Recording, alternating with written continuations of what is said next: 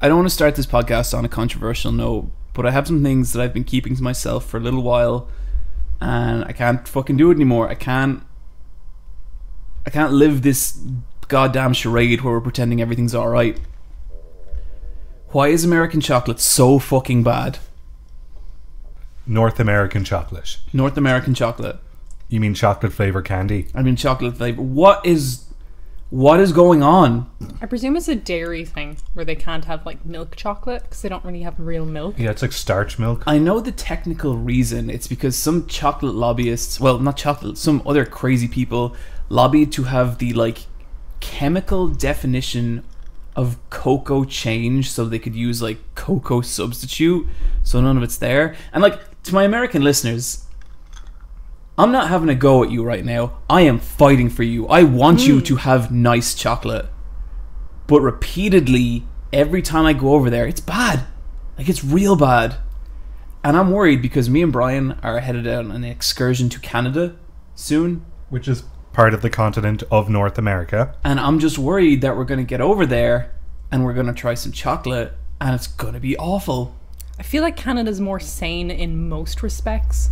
Yeah. So they might have good chocolate. I really hope so. Well, they got the Queen's Reserve maple syrup. That shit's good. Oh, I don't question their maple syrup taste. My parents went to a maple syrup farm like 4 years ago, and I swear to God they have not shut up about it since. What do you milk to get maple syrup out? A maple These tree. weird caramel coloured cows.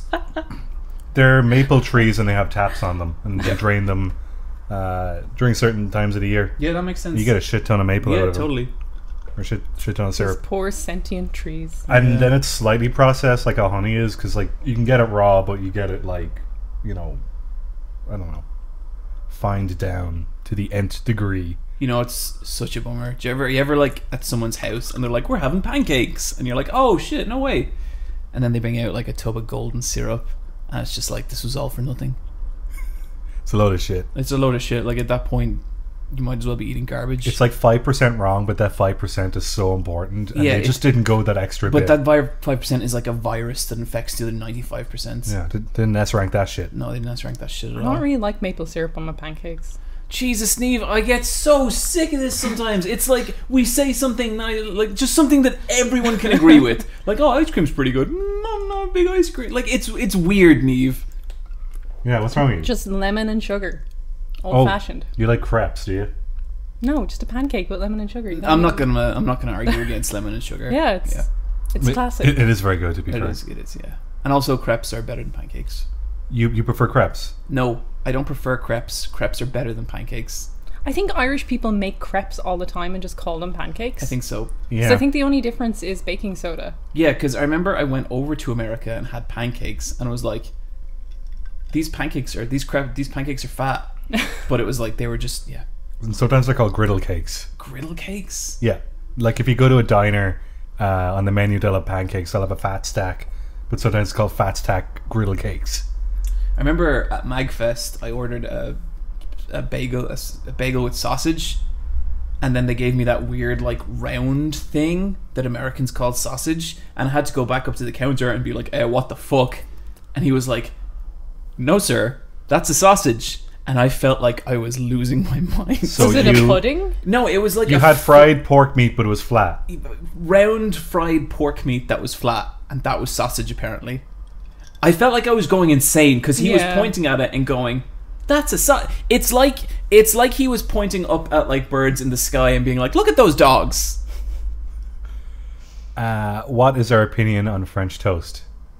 Oh, you got some French toast and you got yourself a morning, buddy. Yeah, you do. Yeah. And a brunch and a lunch. Yeah, and you don't know. You can do anything with that shit. There's a restaurant near here that does Cocoa Pops French toast, and I eat it twice a year, and I feel like I'm dying, but it's amazing because it's like peanut butter and Nutella and Cocoa Pops and your banana. caramelized bananas. Yeah. It's fantastic. Neve, do you like French toast? I like French toast, but I hate the idea of putting cereal like Cocoa Pops on the top of French toast. But what do you want in your French toast? It's a light. Plain.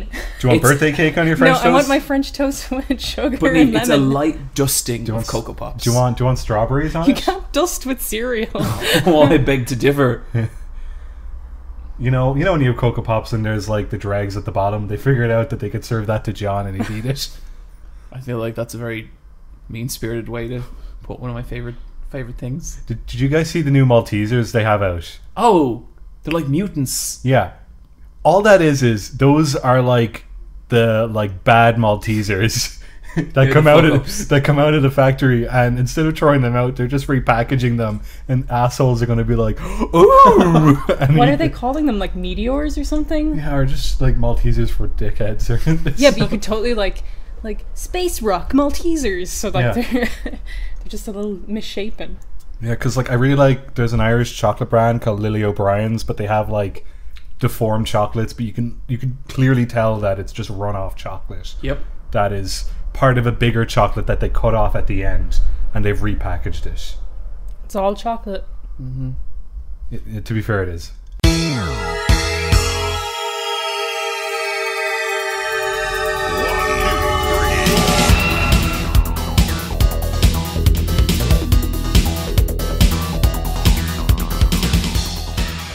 Welcome to Let's Fight a Boss, episode 80. We've made it to 80 episodes. Yay. Happy birthday. Happy birthday, everyone.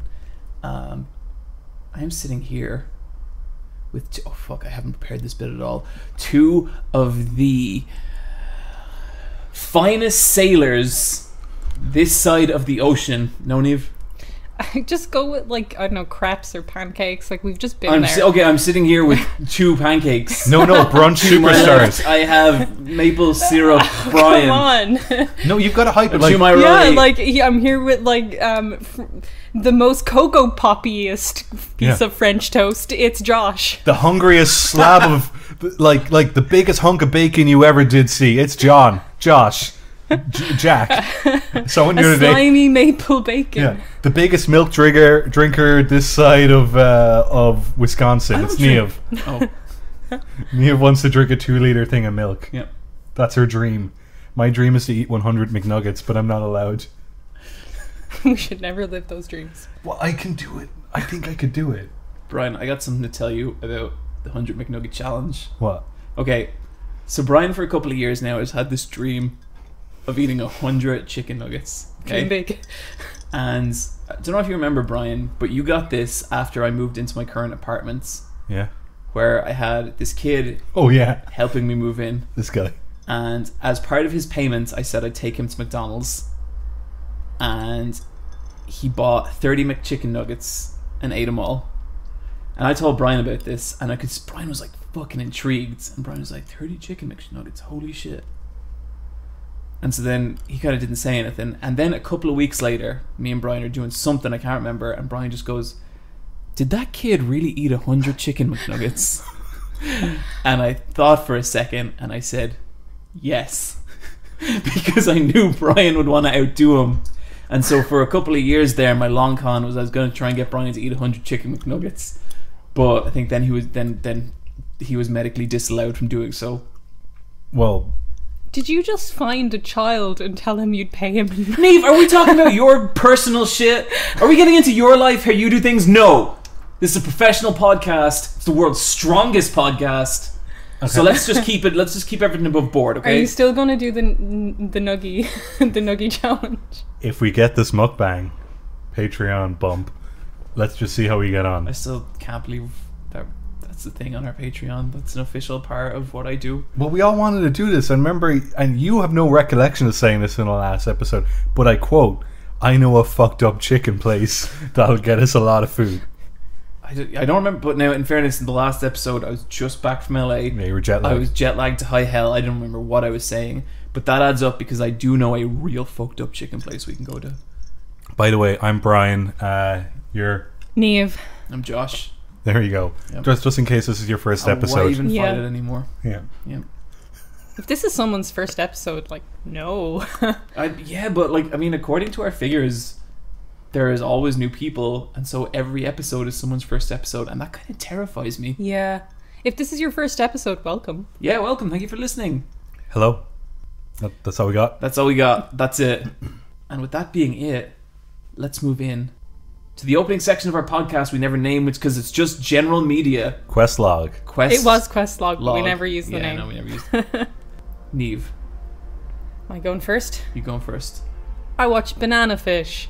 Woo! It's an anime airing this season, and it's based on a manga from 85 that ran from 85 to 94. And it's about a character called Ash Lynx, a 17-year-old delinquent who runs a street gang, and his journey to find out what happened to his brother. His brother went to the war.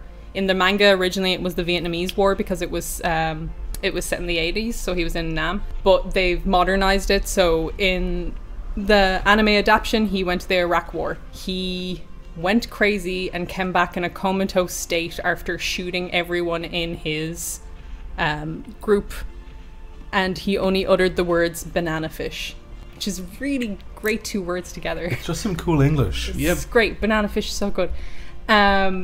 So now his brother Ash is trying to figure out what is banana fish, and he meets a Japanese reporter who was doing a piece on street gangs, and that's where the story takes off. I really enjoy it. Really liking everything about it. There's a real big focus on the fashion. Yeah, there's some cool clothes. And like, the clothes are animated well. Yeah, oh god, yeah. Like, everyone has cool jackets. And it's really kind of like, it brings across the whole like street gang kind of thing, where fashion and kind of that side of it is such a big part of kind of being in the upper ranks nearly. I like how one of the episodes, Edgy, who wants to blend in, so he buys himself a cool jacket, but he goes a little too far, so he's wearing like tropical print pants and a pink jacket and some pink glasses. It's a really good moment. He looks great. Just far enough for me. Yeah. I really like the series. I think it's really, really gorgeous looking, and I can't wait to watch more of it. And I've just been checking out the manga as well, and the illustrations are fantastic. Just so gorgeous. Just so you know when something's just drawn with such confidence, like there's just a line going from a head to a back, like it's just like everything just is so blocked out in such a nice way that I really appreciate, that I just really like, once I saw it I was like, I need to read this as well as watch this. It sounds like one of those mangas where there's like a consistency to it as well, like nothing is drawn poorly. Yeah, it's one of those ones where it starts as good as it nearly finishes, you know. I've been reading a bunch of Promised Neverland again recently, and that's a pretty cool series in some ways, but like there's a problem with it where I feel like the beautiful pages from Promised Neverland look incredible. Like, they're some of the best pages I've ever seen. But the art quality will dip so low in the smaller panels. It feels like the faces look really off model and all this kind of stuff, that it's weird. I know that artist is capable of great illustrations, but when I think of that series now, it nearly averages out into a series when I'm like, it looks okay. You know? It's such an art in itself to do minimal versions of character designs for small panels. Totally. And you see that a lot in Steven Universe, where they have their base model, but they will also have a far away model where they've simplified all the designs. Yeah, they've got dots for eyes instead. Yeah, and like that's such a great reference to have to use for far away stuff, and like are places where you have way more room for detail. And it's kind of a thing that people don't think about a lot, and you think things can get messy if you don't think about simplifying that design down. Yeah, because if you just take a full-scale character and scale them down and push them into the background, it kind of looks like shit. Yeah, it gets messy. Yeah. Have you watched Banana Fish? I watched the first episode. Same. I really liked it. Really, really well made show. Yeah. I wasn't too into it until the last bit, and now it's kind of just down to something for like, I need to check out more of this before like I have an opinion on it. I watched my girlfriend watch the third episode as well, and it got steamy. Sure did. It was cool. There's a bit of like the relationship between Ash and Edgy is like, it's borderline romantic so far. I think they're a bit curious about each other, but I think that's interesting. But I also don't think that's the focus of the narrative. I think the mystery of Banana Fish is the focus, but it's also cool to see this romance play out where it's not like yaoi is such a genre thing, where yaoi is the genre and that's going to be the basis of the narrative as two characters getting together. So it's nice to see a story play out where there is also a romance happening kind of in the background, but is not the immediate focus of the entire narrative. Yeah, and like I'm much more okay with like a subtle romance if it's not the main focus. Yeah, this is definitely going to flesh out character motivations, but it isn't the crux of everything, which is good. Yeah, that sounds really good. Yeah, an action-packed manga with homosexual undertones. I love it. Not And good unlike jackets. Baki. Shut up. Oh, Neve, you should read some fucking Baki if you don't think that shit's gay. Yeah, that shit's really gay. Baki's so ugly looking. It is horrific looking. It's so terrible. But I am having such a fantastic time with this new series. It's very funny. It's really just, I have waited so long for Baki to return, and it is just delivering on all fronts. It is fantastic. It's real good at setting up a character where they're like, look how strong this guy is. And finding really inventive ways, like the guy who just pisses really hard. Yeah, or the guy... So there's a police chief, and he's at like he's at a like little basin, and he's peeing into the basin, and next thing you just see this like stream of urine starts sloshing down behind him, and it pulls out, and one of the world's most dangerous criminals is standing beside him. Or there's another guy who like inhales a lot of air and blows the organs out of a man's ear. Like he just like blows through it, and the organs don't have anywhere to go, so they burst out his other eardrum. Yeah. Wait, so he blows in one ear of the guy's head, And his intestines come out the other. How would the air go down? And Neve, if you don't understand martial arts, I'm not going to explain it to you. what is the story of Baki? Like, why are these? Okay. Why are these giant, weird, You guys twinkly men fighting? Okay, sit tight, everyone, because here we go. Here's John's 5 minutes. Okay, so Baki is a 12-year-old boy.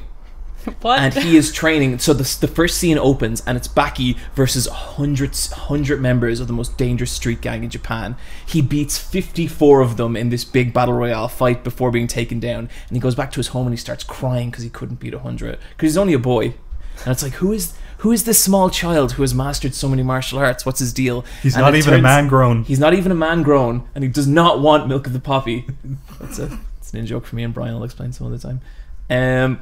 But it turns out that Baki is the son of Yujiro Hanma. And Yujiro Hanma is the most powerful being on the planet. He's like the strongest living being, like animal or man, and nothing can come close to him. And Yujiro is so desperate for a proper opponent that he found the genetically perfect woman to sire him a child and had Baki with her. And then he told Baki, I'm going to be back when you're 12 years old, and you better give me a good fight. When he's 12? When he's 12. That's a man grown, Neve. It is? And so then Yujiro comes back when Baki's 12, and he has a fight with this 12-year-old boy, and he beats the fuck out of him. He beats him so bad. Yeah, he's the strongest being in the world, and the guy's a 12-year-old. Yeah, but he should have tried harder. And so as punishment, Yujiro kills Baki's mom. What? That's so fucked up. That is such a bad basis for his narrative. No, Neve, it's fine. It's manga. It doesn't Okay, matter. so Baki has his motivation. Now he needs to kill his dad because his dad killed his mom. Whoa! Who said anything about killing his dad? He wants to beat his dad in a sportsmanlike contest. Where did killing come from? Well, he killed his mom. Is he not bit Two pissed? wrongs don't make a right, Neve. That's not the martial arts way. Baki's better than What his dad. martial arts are they doing? Is it like... All of them. Oh, okay. The karate and shit. Karate, taekwondo, jiu-jitsu, animal fighting, everything. Caveman, that's another style. There's another style that's just crime. Is that just like breaking bottles on people? Kinda. There's a match between two characters, and one of them their fighting style is grip, Yeah. because he can squeeze things very hard, and the other's fighting style is criminal. And during the fight, the guy who uses criminal fighting style shoots the other guy in the face like 5 times.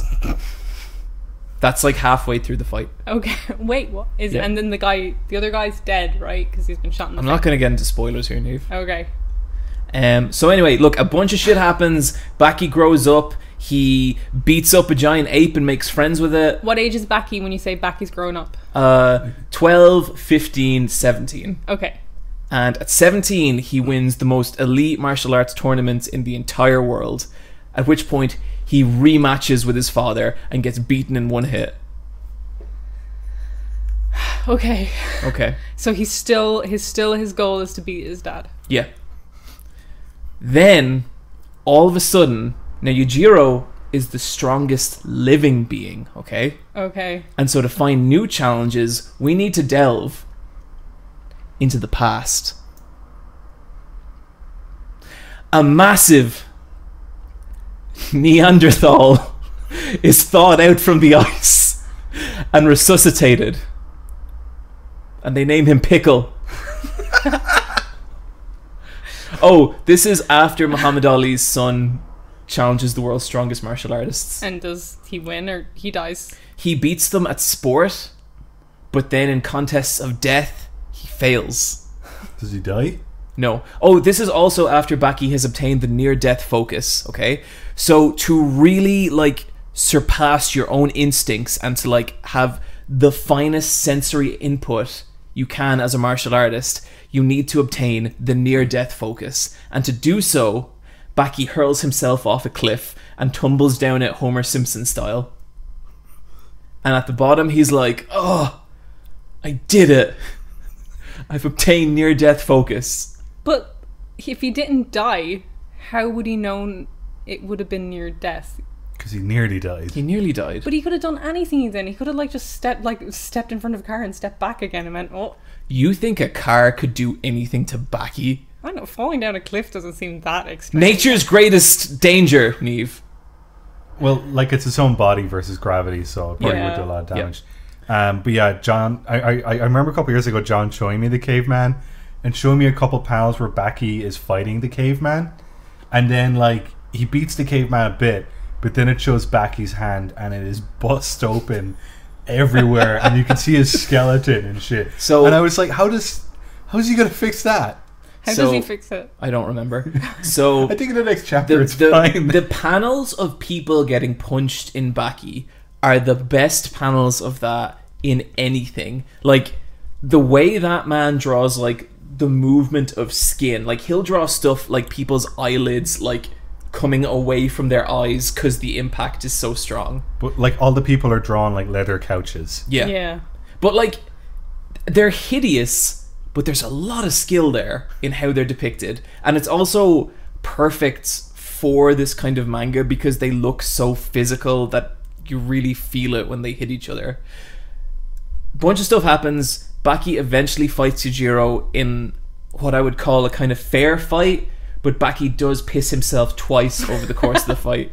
When they fight out in the middle of the road, don't they? Yeah. Why? How does that... Okay, how... Please walk me through how pissing on himself would work in that situation. No, he got scared. He gets scared. Oh, he's not... It's not a tactic, Neve. He's frightened. Okay. Sorry. Like, you know when you get, like, a small pet... Foolish me. Okay. You know, when a small pet pisses itself. Have I told the Yujiro Hanma imitation story on the podcast No. before? Okay. So, over the course of Grappler Baki, this idea of imitation martial arts comes into it. So, Baki first learns to fight, like, a crane, as in, like, you know, the kind of bird. Okay, yeah. And then he learns to do all this other stuff. And so, in his fight against Pickle the caveman, he knows that no one animal, no one dinosaur could beat Pickle. Like, Tyrannosaurus couldn't do it, a pterodactyl could. What are you laughing at, Brian? Nothing. The Jurassic period and cavemen were back to back. They were directly on top of each other. I think this manga knows what it's talking about. And so Pickle used to, like, he'd, like, get Tyrannosaurus Rex in, like, sleeper holes. And by the way, this is a serious manga. There's nothing supernatural going on here. Okay. So Baki learns that no one dinosaur could defeat Pickle. So Baki takes all the strongest parts from all the dinosaurs and combines them into one martial arts style. And there's just this panel where Pickle is looking at Baki doing this, and you turn the page and it's a giant double page spread of the most fucked up dinosaur I've ever seen. So anyway, that's like the pinnacle of imitation combat. Baki has imagined the ultimate, like, carnivore and imitated that. But how do you channel the strength from something you're imagining? Martial arts. Okay, cool. Yeah. Your heart believes. So your body believes. He presents this new form to his father Yujiro in their final showdown. And Yujiro goes, "That's pretty good. But there's one living creature stronger than that." And he goes, "I will now imitate that creature. I will now imitate Yujiro Hanma." And he imitates himself and becomes the strongest creature in all of existence. How cool is that, Neve? That's really strong. Sounds really cool. Yeah. Do they wear clothes in this? Barely. Yeah, They're I wearing, thought so. Are they mostly naked? Yeah. It's skimpy as fuck underwear. Yeah, like I think Pickle, the caveman, is nearly always naked. Cavemen don't need to wear clothes. He also eats the other fighters. Where does the name Pickle come from? I don't know, but his dick is like a subject of discussion in the manga. Yeah. If that's what you're asking. Yeah. But look, we are getting way ahead of ourselves here. There's the one thing I want to talk about real quick, which is when Baki fights his dad and they're fighting in the middle of the street. And at this point, the author isn't sure if he's going to end the manga or not, but it's about to go on hiatus. And so what it does is suddenly it becomes a TV broadcast, and Barack Obama is watching it on television. And he's in like the Oval Office, away from his desk, just watching it on TV. And Michelle Obama comes in and goes, "What are you watching?" And he turns around to her and goes, "Get out of here." What the fuck? And it's the creepiest drawing ever. Can we use that for the thumbnail of the podcast? Yeah, we'll find it. I really like when they have Obama in anime. Like he's in a couple episodes of Yokai Watch as well, and a few other things. He's really good when he's an anime character. Yeah, he's very good. But anyway, to answer your question, Eve, about the criminals and what is this actually about, the criminals occur midway through Baki's story when Baki gets so strong that it activates the principle of synchronicity. The butterfly effect. Okay. Do you know what synchronicity is? Not in this context, no. Well, you know, synchronicity is like when a chemical reaction happens one place on Earth and then it starts happening all around the Earth. So like it was first discovered when nitroglycerin crystallized, and then it crystallized on a bunch of nitroglycerin. This has actually happened. Was getting transported on a transport ship to England, I think it was. This is Mary Celeste, wasn't it? Mary Celeste, maybe, yeah. And it started crystallizing, but then at that moment it started crystallizing all over the world, and it was like, that's weird. So what happens is that Baki gets so strong that one of the most dangerous criminals in the entire world senses his strength from a maximum security prison and breaks out and swims to Japan, he's in America, in order to fight Baki. Why was he just waiting in the prison if he could break out all along? Because he was just waiting for someone strong enough to make it worth it. Okay, never mind. I've answered my own question. He just got activated. Okay, but that thing I just said with the criminal, yeah, that happens 4 times all over the world with separate criminals who all come to Japan of their own accord. Synchronicity, Neve. To try and fight a 17-year-old boy. To fight a 17-year-old boy. That is what the currently airing series of Baki is about. The 4 criminals, not the dad. Well, Yujiro's going to be... You know Yujiro's going to be in there doing some shit. He was watching TV with his legs spread out across 2 chairs. With a leopard thong. He looked really good. He looked really good. Is it animated well, the show? It's a kind of JoJo thing where it's like, there's not a lot of animation, but like it's put together well, and it looks like a nice version of the manga. Still looks fucking hideous, but like they're going for a look and they're nailing it. And it's very well directed. Yeah, it's really well directed, and it's a lot of fun. Like there's a lot of really fun cuts and sound effects and lighting and stuff. So I'm having a great time with it. Might be doing a video about this later in the year. I'm happy for you. Yeah. Yeah. The little boy believes with all his heart. So you get to talk about Baki, but then you have all these other things in your list, and now you don't get to talk about them. No, what? Why? Because it's mean. No, we'll bounce around like we usually do. It's fine. That was a long Baki thing. I hope people like Baki. I mean, how could you not like the greatest piece of art? Why don't they wear clothes? Because they just get torn up, Neve. Like that. Like they're all oily. It doesn't work. Most of the fight starts with clothes on. Okay. Yeah. Cool. Good to know. It's holding them back. Yeah. Brian, tell us about Preacher Season 3. Preacher Season 3 is currently airing. It's about halfway through now, and I'm enjoying it a lot. I have watched the 2 previous seasons. I didn't really enjoy Preacher Season 1.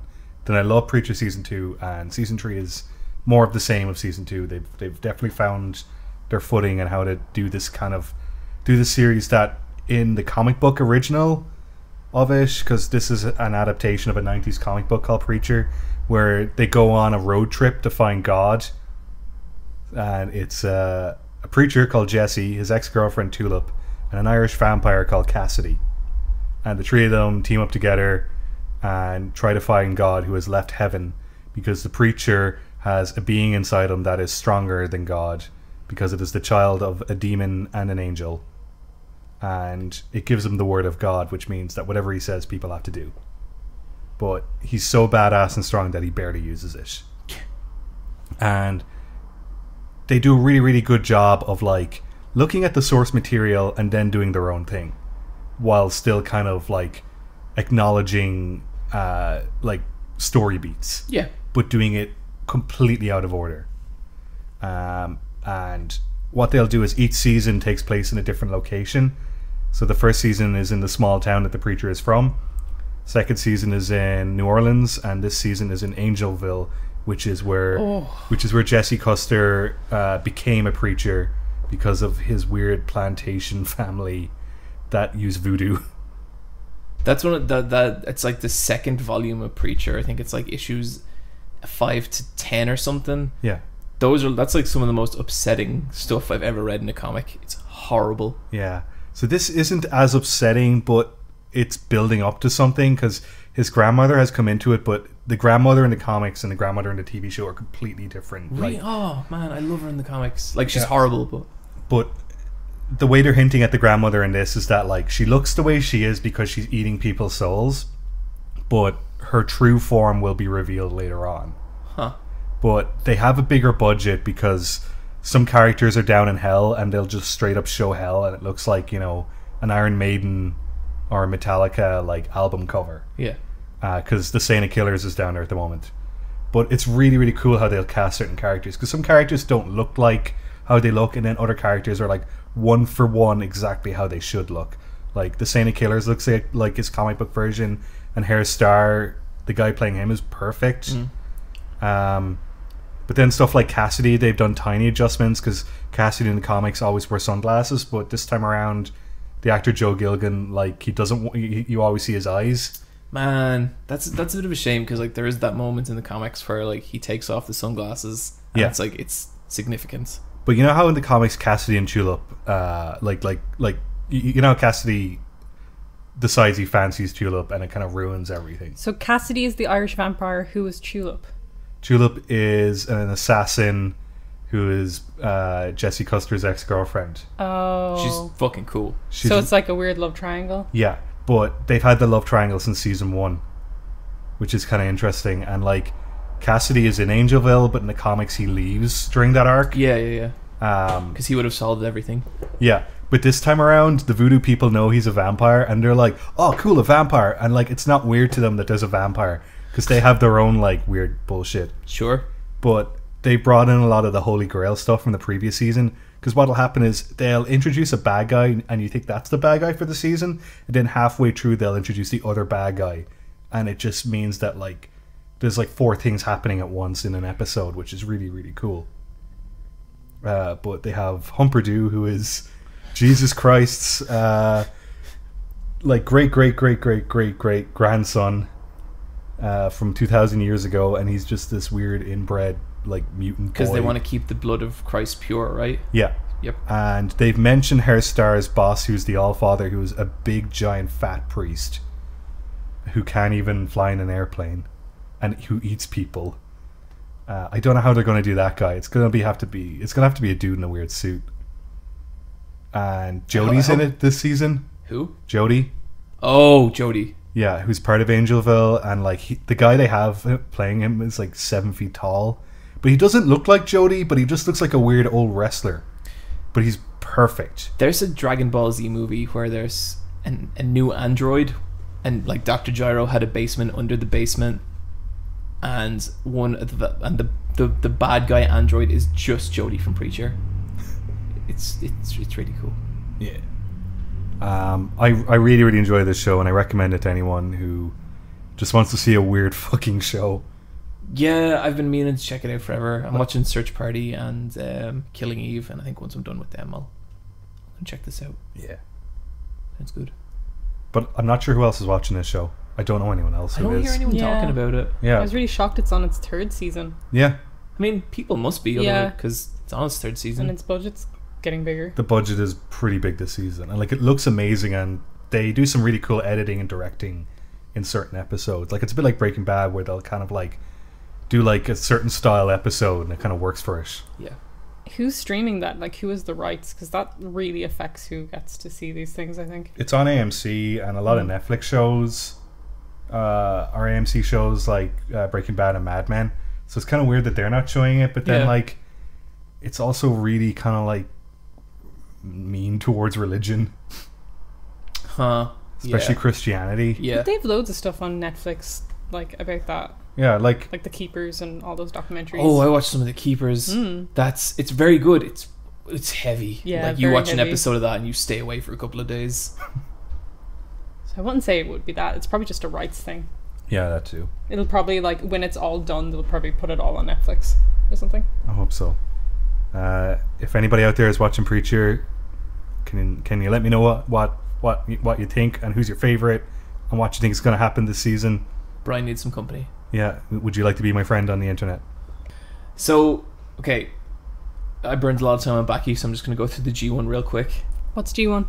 I've been watching the G1 Climax. This is New Japan Pro Wrestling. New Japan Pro Wrestling's once-a-year tournament to decide who is the best. Didn't we talk about this? We did at dinner where there were no mics. Oh, fuck, okay. Here we go again. Here we go again. There's been all kinds of advancements since. Time to check your phones. Oh, that's you guys. Come on. Why are you so mean? G1, go on. Yeah. Okay. Okay. So this is fun because it's like a round robin tournament, which means that you got 2 blocks. You got your A block and you got your B block. There's like roughly 10 wrestlers in each. Everyone has to fight everyone. The winners, or the people who have the most points at the end from both blocks, fight each other in the final. Does that make sense? How do you get points? Beating people. 2 points for a win, 1 point for a draw, 0 for a loss. And it's really fun because it's all these like separate storylines. Like there's this one guy at the moment called Yoshihashi, and Yoshihashi fucking sucks. He's bad. He hasn't won a single match all year. To the point that he released, and like his gimmick as a wrestler is that he's not very good and that he just keeps losing. He released a t-shirt that just says, "Just keep going." He's kind of like Dan from Street Fighter. He's like Dan from Street Fighter. And so he got demolished in like his first 3 matches, but then he won his 4th, and when he won his 4th, everyone was like, whoa, and it was really cool. And now we don't, maybe he's going to keep winning. Maybe he'll end up in the finals. Probably not, but maybe, you know. But the most fun one has been watching Okada, and this is the thing I told you guys about at dinner, where Okada used to be the champion, and he was the champion for 2 years, 2 whole years, 12 title defenses, and he lost in his match to Kenny Omega and lost the championship. And since then, he's been kind of on a downward spiral. He dyed his hair red and he traded in his gold wrestling pants for black and hell ones, because his gold were meant to represent that he was the best, that he was the god of wrestling, and his black and red ones represent that he has fallen from godhood down into hell, and people are calling him hell pants, which I think is really funny. You told us that his pants are longer now as well. Yep, his pants were longer to establish his dominance. And when someone asked him about that on Twitter, he just wrote back in broken English, "It's because my mom did them." Aww. And Okada, who used to be this really straight-laced wrestler, like a little cocky, but kind of that was it. He's like a weird, insane madman now. He comes out with balloons and like dances around with them. He screams Scooby-Dooby-Doo before he jumps from the top rope. It's like he's losing his mind, and he lost his first 3 matches. And he gave this interview after losing the 3rd one where he's like, but people come to New Japan to see Okada win. And it's cool. I kind of wanted them to keep going with it, but he's actually after winning his last 2 matches. Which, yeah, they could still do stuff, but like, man, I would love to see him lose for like an entire year and just descend into hell, and then come back and be like punished Okada and win and start winning and then challenge for the championship again. That would have been amazing. That's not what they're doing, but it's been really cool. And if you have any interest in New Japan at all, I'd really recommend checking out Kota Ibushi versus Zack Sabre Jr. That match was amazing, and of course Omega versus Naito was really good, and I talked about that on my Instagram as well. So yeah, that's it. I'm not going to talk about wrestling until the next podcast, but yeah, I'm really having a good time with it. And I guess I might as well mention now This is coming out Friday? Yeah. Yeah. Me and Brian are currently at Con Bravo Yes, in we Hamilton. are. In Hamilton, Ontario, everyone. Hamilton, Ontario.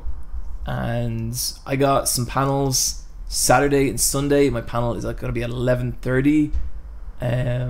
So come along down to that. It'll be fun, right, Brian? It will. See? John's doing an autograph session. He's doing a group panel. Brian's my handler. Then on Sunday he has a solo Q&A panel, followed by another group panel, I think. But he will be at 4 different things. So if you are attending the con, there is an app where you can schedule this all in. But if you see us walking around, say hi as well. No. No. If Don't. you see them, tell them that I'm your favorite. Neve will also be at the con. She won't be present there, but she will be at the con. No, I won't. No, she won't. She will No, not I be. won't. You can't tell people. I'm there in spirit. Neve is at the con. Just upset the boys by saying you wanted to see me. People do that like without you asking them to. That won't upset me. It would upset him, I guess. It upset you a little. Me? Yeah. I don't mind. It'd probably upset you if they wanted to see you and you'd be like, no, Stop regarding me. I don't want attention. But yeah, I'm really looking forward to that. It should be fun. And with that, we enter Strategy Talk.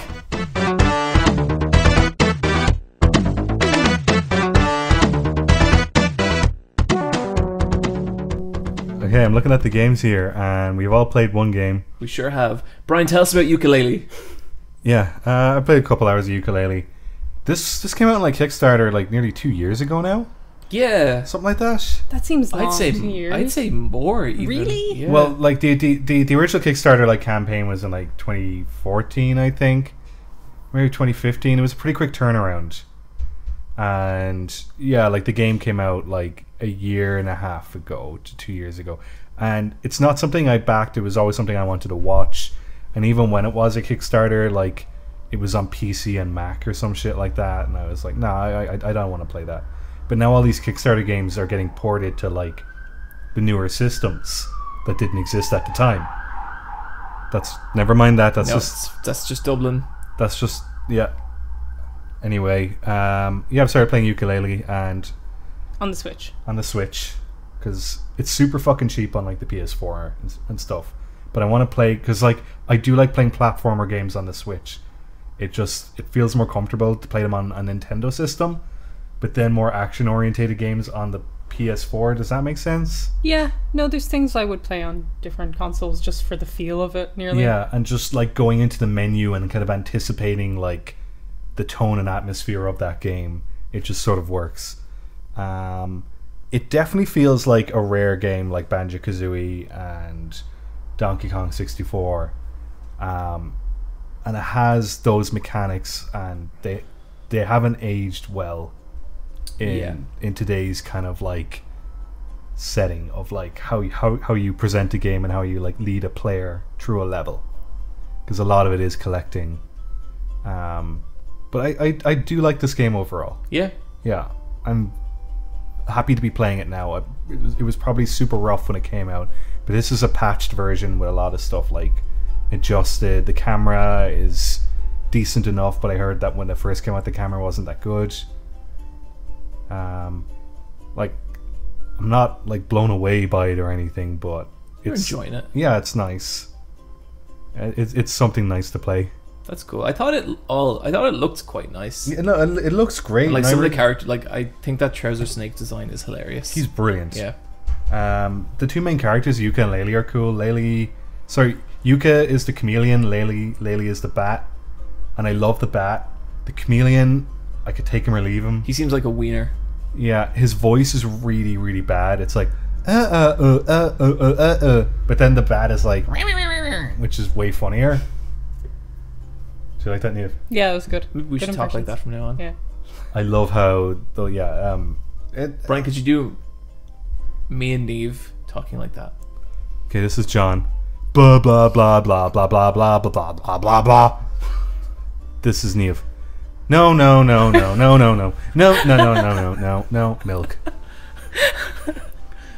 you have any? I'm No, that's pretty okay, yeah. And then this is me. Kirby. These are all accurate. Yeah. Yeah. And it's just like a shitty little like PNG of her face, like with her mouth opening and closing. I'd like to be one of them where like the hinge is like right at the back of my head, so my entire head flaps when I talk. Oh yeah. Yep. That's all I have to say. Yooka-Laylee, a game. Don't buy it. I don't recommend it. I like how Brian enjoys the game, but he also wants to protect our audience. Yeah, Yeah. no, don't buy this game. I think anybody who is already interested in this game has already bought it. I think I'm the last person to buy this game. I think I'm the only person who owns this game on Switch. Why would anybody want this game in 2018? Honestly. It's like, you enjoyed it, and now you're just fucking laying the boots in. You're just like, fuck this game. Well, like, no, honestly. Like, because afterwards I checked this game out online and everyone shits all over it. And then there's a few, like, in defense videos, which are also super interesting. So there's a weird, like... H. Bomber guy, isn't Yeah, it? he did it. Yeah. But then I've seen Stop Skeletons for Fighting, and they're using the points he's raised as negatives. So, like, Yeah. it's really weird. Like, and like, I'm like, yeah, I guess that's one way of looking at it. It's honestly down to, like, you know how you could fall down the stairs and break your leg? Yeah. And you could be like, I was really lucky because I could have broken my neck. Are they Or you could be like, I was really unlucky because I broke my leg. Like, this is what Yooka-Laylee is. Like, you don't It's know. like breaking your leg. Yeah, and you're not sure, like, well, like, it could have been worse, but, you know, you did break your leg. I think if you go into that game with nostalgia and it plays like those games that you're used to, that maybe you'll like it. But if it's like your first time playing something like that and those gameplay it's stuff ass. are there, you'd be like, Yeah, I even saw Abby from Giant Bomb playing it, and she was like, why are the characters talking like this? Kids. Um, Yeah, I just don't recommend this game. I think people will know what I'm talking about when I describe it to them. do you guys have any other games like that where you're like, I enjoy this game, there are very serious flaws and no one should play it? Trying to think of, like, a very, like, rude game. I'm kind of a bit like that with Azura's Wrath. Like, I tell love... everyone to play that game. That's a lie. I know, but it's But- just... but if don't you play suffer it. through the bad bits, it's so good. But if someone's like, I hate that game, I'd be like, yeah. But, like, just... the good bits, the highs of that game are so high, and the lows are so low. Have either of you played El Shaddai? I know the one, yeah. The That. character action game based on the Old Testament. And jeans. They got a jean designer to do jeans, and then their armor is over the jeans, so when they get damaged, the armor breaks off, but then they're just left in their cool kind of Levi's. Oh, So nice. it's kind of like a bad game, but I really enjoyed it because it was really weird. Oh, But I would never recommend it to anyone. it's a game I've never played, but I've always wanted to. But I know if I got it, this is my answer. Don't ever play Never Dead. Never did. Is that the head one? It's the one. It's a character action game, but it's a shitty one. I think it's made by Konami or maybe something, or like partially distributed by them. Where Yeah. he plays a guy who can't die, but what happens is he gets like broken into like arms and legs, and then you have to like collect him again. But then later on, there are enemies that will just consume you whole, so you can die. So that's a load of shit. I do think Shadows of the Damned is a bit janky. I love that game. That's one of my favorite games ever. It's a very good game. I don't know why.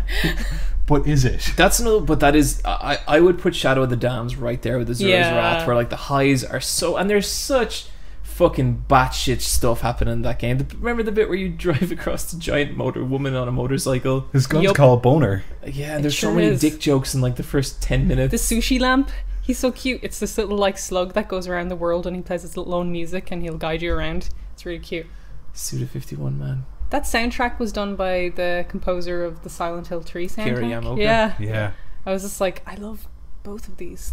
Very good soundtrack. I think I've used the Shadow of the Dam music in this podcast a lot. Oh, really? I Yeah. must give it a proper listen. Because remember at the time I liked it, but I was like, it was really jarring to me because there's some tracks he has in there where they're just, like, he had just come off Silent Hill, and they still really felt like Silent Hill songs, and I couldn't get past it.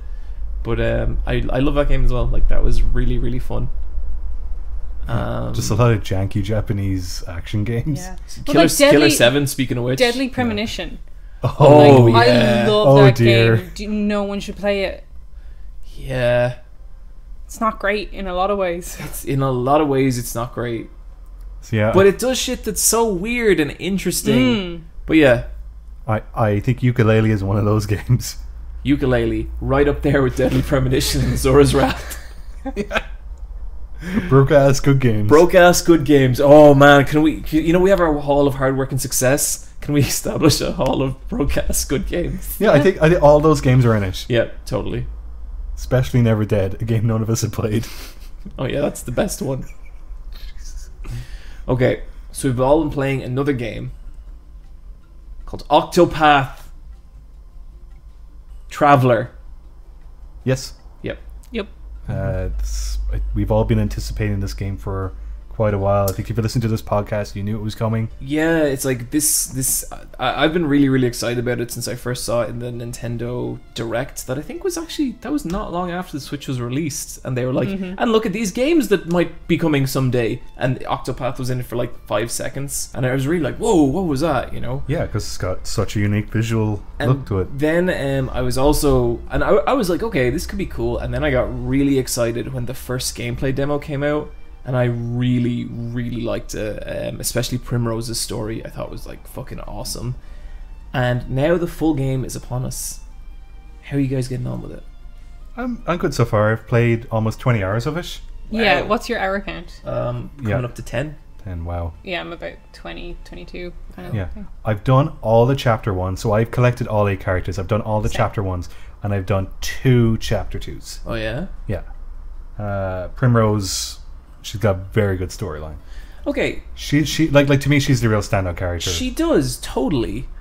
But like, I feel like Primrose's story is so different to everyone else's. Primrose's story is like adult and has like adult themes. Yeah. An adult And- language. Yeah. And the rest of them are real like storybook characters. You compare it to someone like Tressa. Yeah.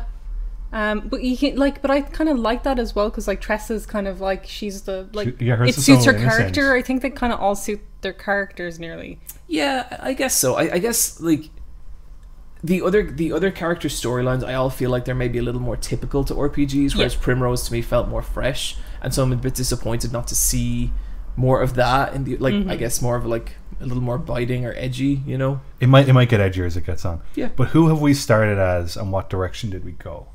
I started as Cyrus and I went So he's at 3 o'clock on the map. and I picked up Tressa next, so I went clockwise. Yeah, you went clockwise. So Cyrus is cool. I like him a lot. He's brilliant. I started at 9 o'clock, so I started with Alphen, who's the alchemist healer, and then I went clockwise as well. So I got the thief. What's his name? Therian. Tyrion, yeah, and I got Hanat the hunter, and so on and so forth. So then I ended up getting Primrose last. And that was really interesting because like you get all these lighthearted stories and then you get the hard-hitting one. Yeah. And it really pulled me into the world. Yeah, I liked her story so much. But then some of them are more world-building focused. Like the cleric girl is really about like the ancient gods and that narrative. Yeah. And like that's definitely like a later game element of the narrative, I guess. Yeah. I like how wildly different they are because there's like say with like Final Fantasies or whatever, it's everyone on the mission to save the world, where this is like some of the stories are so banal. Like Cirrus is just like, we need to you to take a leave of absence basically, because He's on a there's sabbatical, rumors. yeah. He's on sabbatical and he's just like, oh, that's fine, I wanted to find a book I liked anyway. So he's just like, that's his reason to be out of the world. Totally. And like other ones like Primrose's are so much more hard hitting, where it's like, I want to find the person who killed my father and I was sold into slavery, and like it's so much more extreme. But I kind of like how wildly different everyone's reasons for being there are, you know? Yeah, that's fair. What was I gonna say? I find the gap between the chapter 1s and chapter 2s is quite stark in that like you suddenly need to do a lot of grinding, because the chapter 1 level recommendations around like between level 9 and level 12, but then if you want to start chapter 2s you need to be about approximately level 24, and even then you're going to be kind of like challenged on it. Yeah. So I've had to go off and do some grinding where I'll watch TV and I'll just be playing it on autopilot just to kind of build up the levels. Yeah, it's turned into very much like an autopilot game for me, which in a way I'm disappointed about because I was expecting to maybe be a bit more engaged. But I also really fucking love that battle system. Like, I am never bored with that battle system. And I think the amount of options you have is crazy. I just started unlocking, like, secondary jobs. Yeah, oh yeah. And it's like, the shit you can do. It's so cool. Yeah, like I have Hanat the Hunter, and she's going to be, like, part of my main, like, team. Same. Because she has so many different abilities. But now I have her as a cleric as well. So she has a healing powers and, like, light magic powers. Yeah. And it's a really, really good mix to have, like, a character with, like, 2 opposing job classes. Yeah. Because it covers a lot of base then. I find it hard to settle on who I want in a party sometimes because I like everyone's abilities so much. Yeah, Cirrus is so handy, but Yeah. like he's like the weakest character out of all 8 of them. Like his HP is always at the lowest. Yeah, but you can but do he's- stuff to yeah. really like buff him like a lot. But he's so useful on any new encounter. Mm-hmm. And then, like, he has, like, loads of elemental magic, so he can always hit an enemy's weakness. Yeah.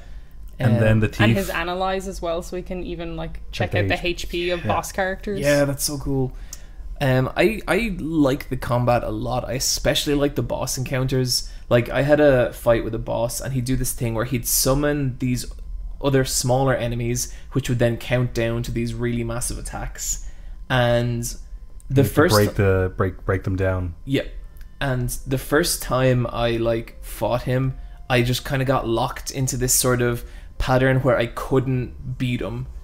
But then I got wiped eventually. But then I just thought about it and I was like, wait, I know what to do. And so I went back with a new tactic and I beat him so hard that he never got out of stun and he was never able to even summon those enemies to lock me in that pattern. And that felt so good. And I think like that's kind of the sign of a good battle system when it lets you tackle things in like just totally different ways. And like it's well deserved as well that you managed to break that character down. Yeah, like I felt so smart. Yeah. Is there anything in this game that you'd like to change or wish there was in it?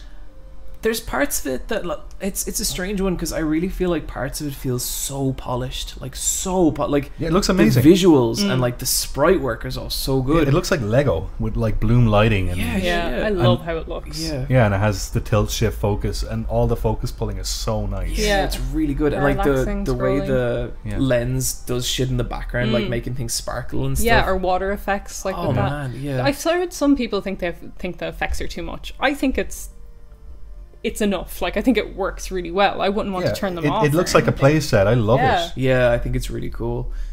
That said, there is stuff about the game where parts of it nearly feel like a little unfinished to me. Like there's stuff where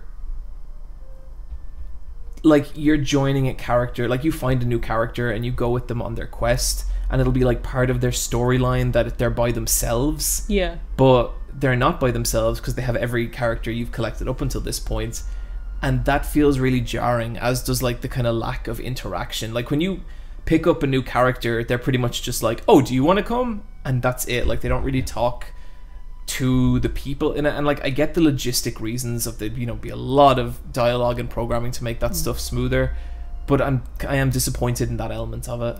What you get in the chapter 2s is you'll come to a new village and it'll say, do you want to press plus for some banter? And it'll have 2 characters in your party and they'll just like talk about the situation and one might tease the other one. Is it good banter? Is it Fire Emblem banter? It's Fire Emblem banter. Is that good or bad? Yeah, I don't know. I think it's a bit better than Fire Emblem banter, but like I like most of the banter in Fire Emblem. it's at least missing the shipping, which I really like about Fire Emblem. But then it's completely different to something like Persona 5 where they're like talking too much. Yeah, Persona 5's got the opposite problem where it's just like, shut the fuck up. 5 characters say the same thing, each in their own way. Yep.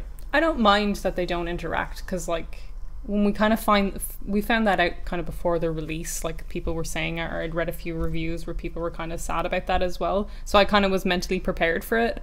But also like I like the idea that there's all these people traveling the world at the same time, and even though they are together physically for us while playing it for the battle system for the purpose of that, I don't mind pretending that they're not together and they're on their own journey kind of thing. And maybe it's a thing where they are in the same town together, and they're kind of like ships passing in the night, and they kind of finally do meet up, like in chapter 2. Like, I don't mind kind of making my own narrative with it. Well, like, honestly, kind of thing. that's just what I do when I play Pokemon. Yeah, exactly. It's kind of like, it doesn't, like, it feels like an older JRPG. It feels like playing Final Fantasy 3, where you're just being told at the start, okay, you're the heroes of light, go do it, you know, go do the thing. Yeah, and no one really it talks. does remind me a lot of those much older RPGs. Yeah. Going back to basics. The one kind of thing that kind of counters that is the album, or sorry, the box art that you get with it is so lovely, and it's all the 8 characters traveling down a road, but a few of them are like talking to each other, and they're all different heights, and you get to see like a dynamic among the group that isn't there in the game. But that's concept art that never got explored. Yeah, you can also download individual box art of them all on their own as well, you know what I mean? I'm also hoping that that's something that maybe gets rectified later in the story. Yeah. Like, I hope we get... I'd really love just a cutscene towards the end where it's like the 8 of them just hanging out. Like, that'd be really cool. Or I would that'd be like cool. if at the end they were like, we finally got to this final place, and like they all just happened to end up there together, even if they didn't travel there like narratively together. Sure. And they were like, whoa, all our stories, no matter how big or how small, has kind of led us to this point. I think that could be cool. I don't know if they'll do it though. The only thing I'm having a little bit of an issue with, and it's not a big one, is like everyone has their own kind of path ability. But at kind of some stage, it's kind of like, why would you bother with others? Like Cirrus has Inquire, where he gets to basically kind of scrutinize someone. And Alphen has it as well. Yeah, but Alphen is nice, so he just asks, and people will just tell him, and it will sometimes lead to a hidden item.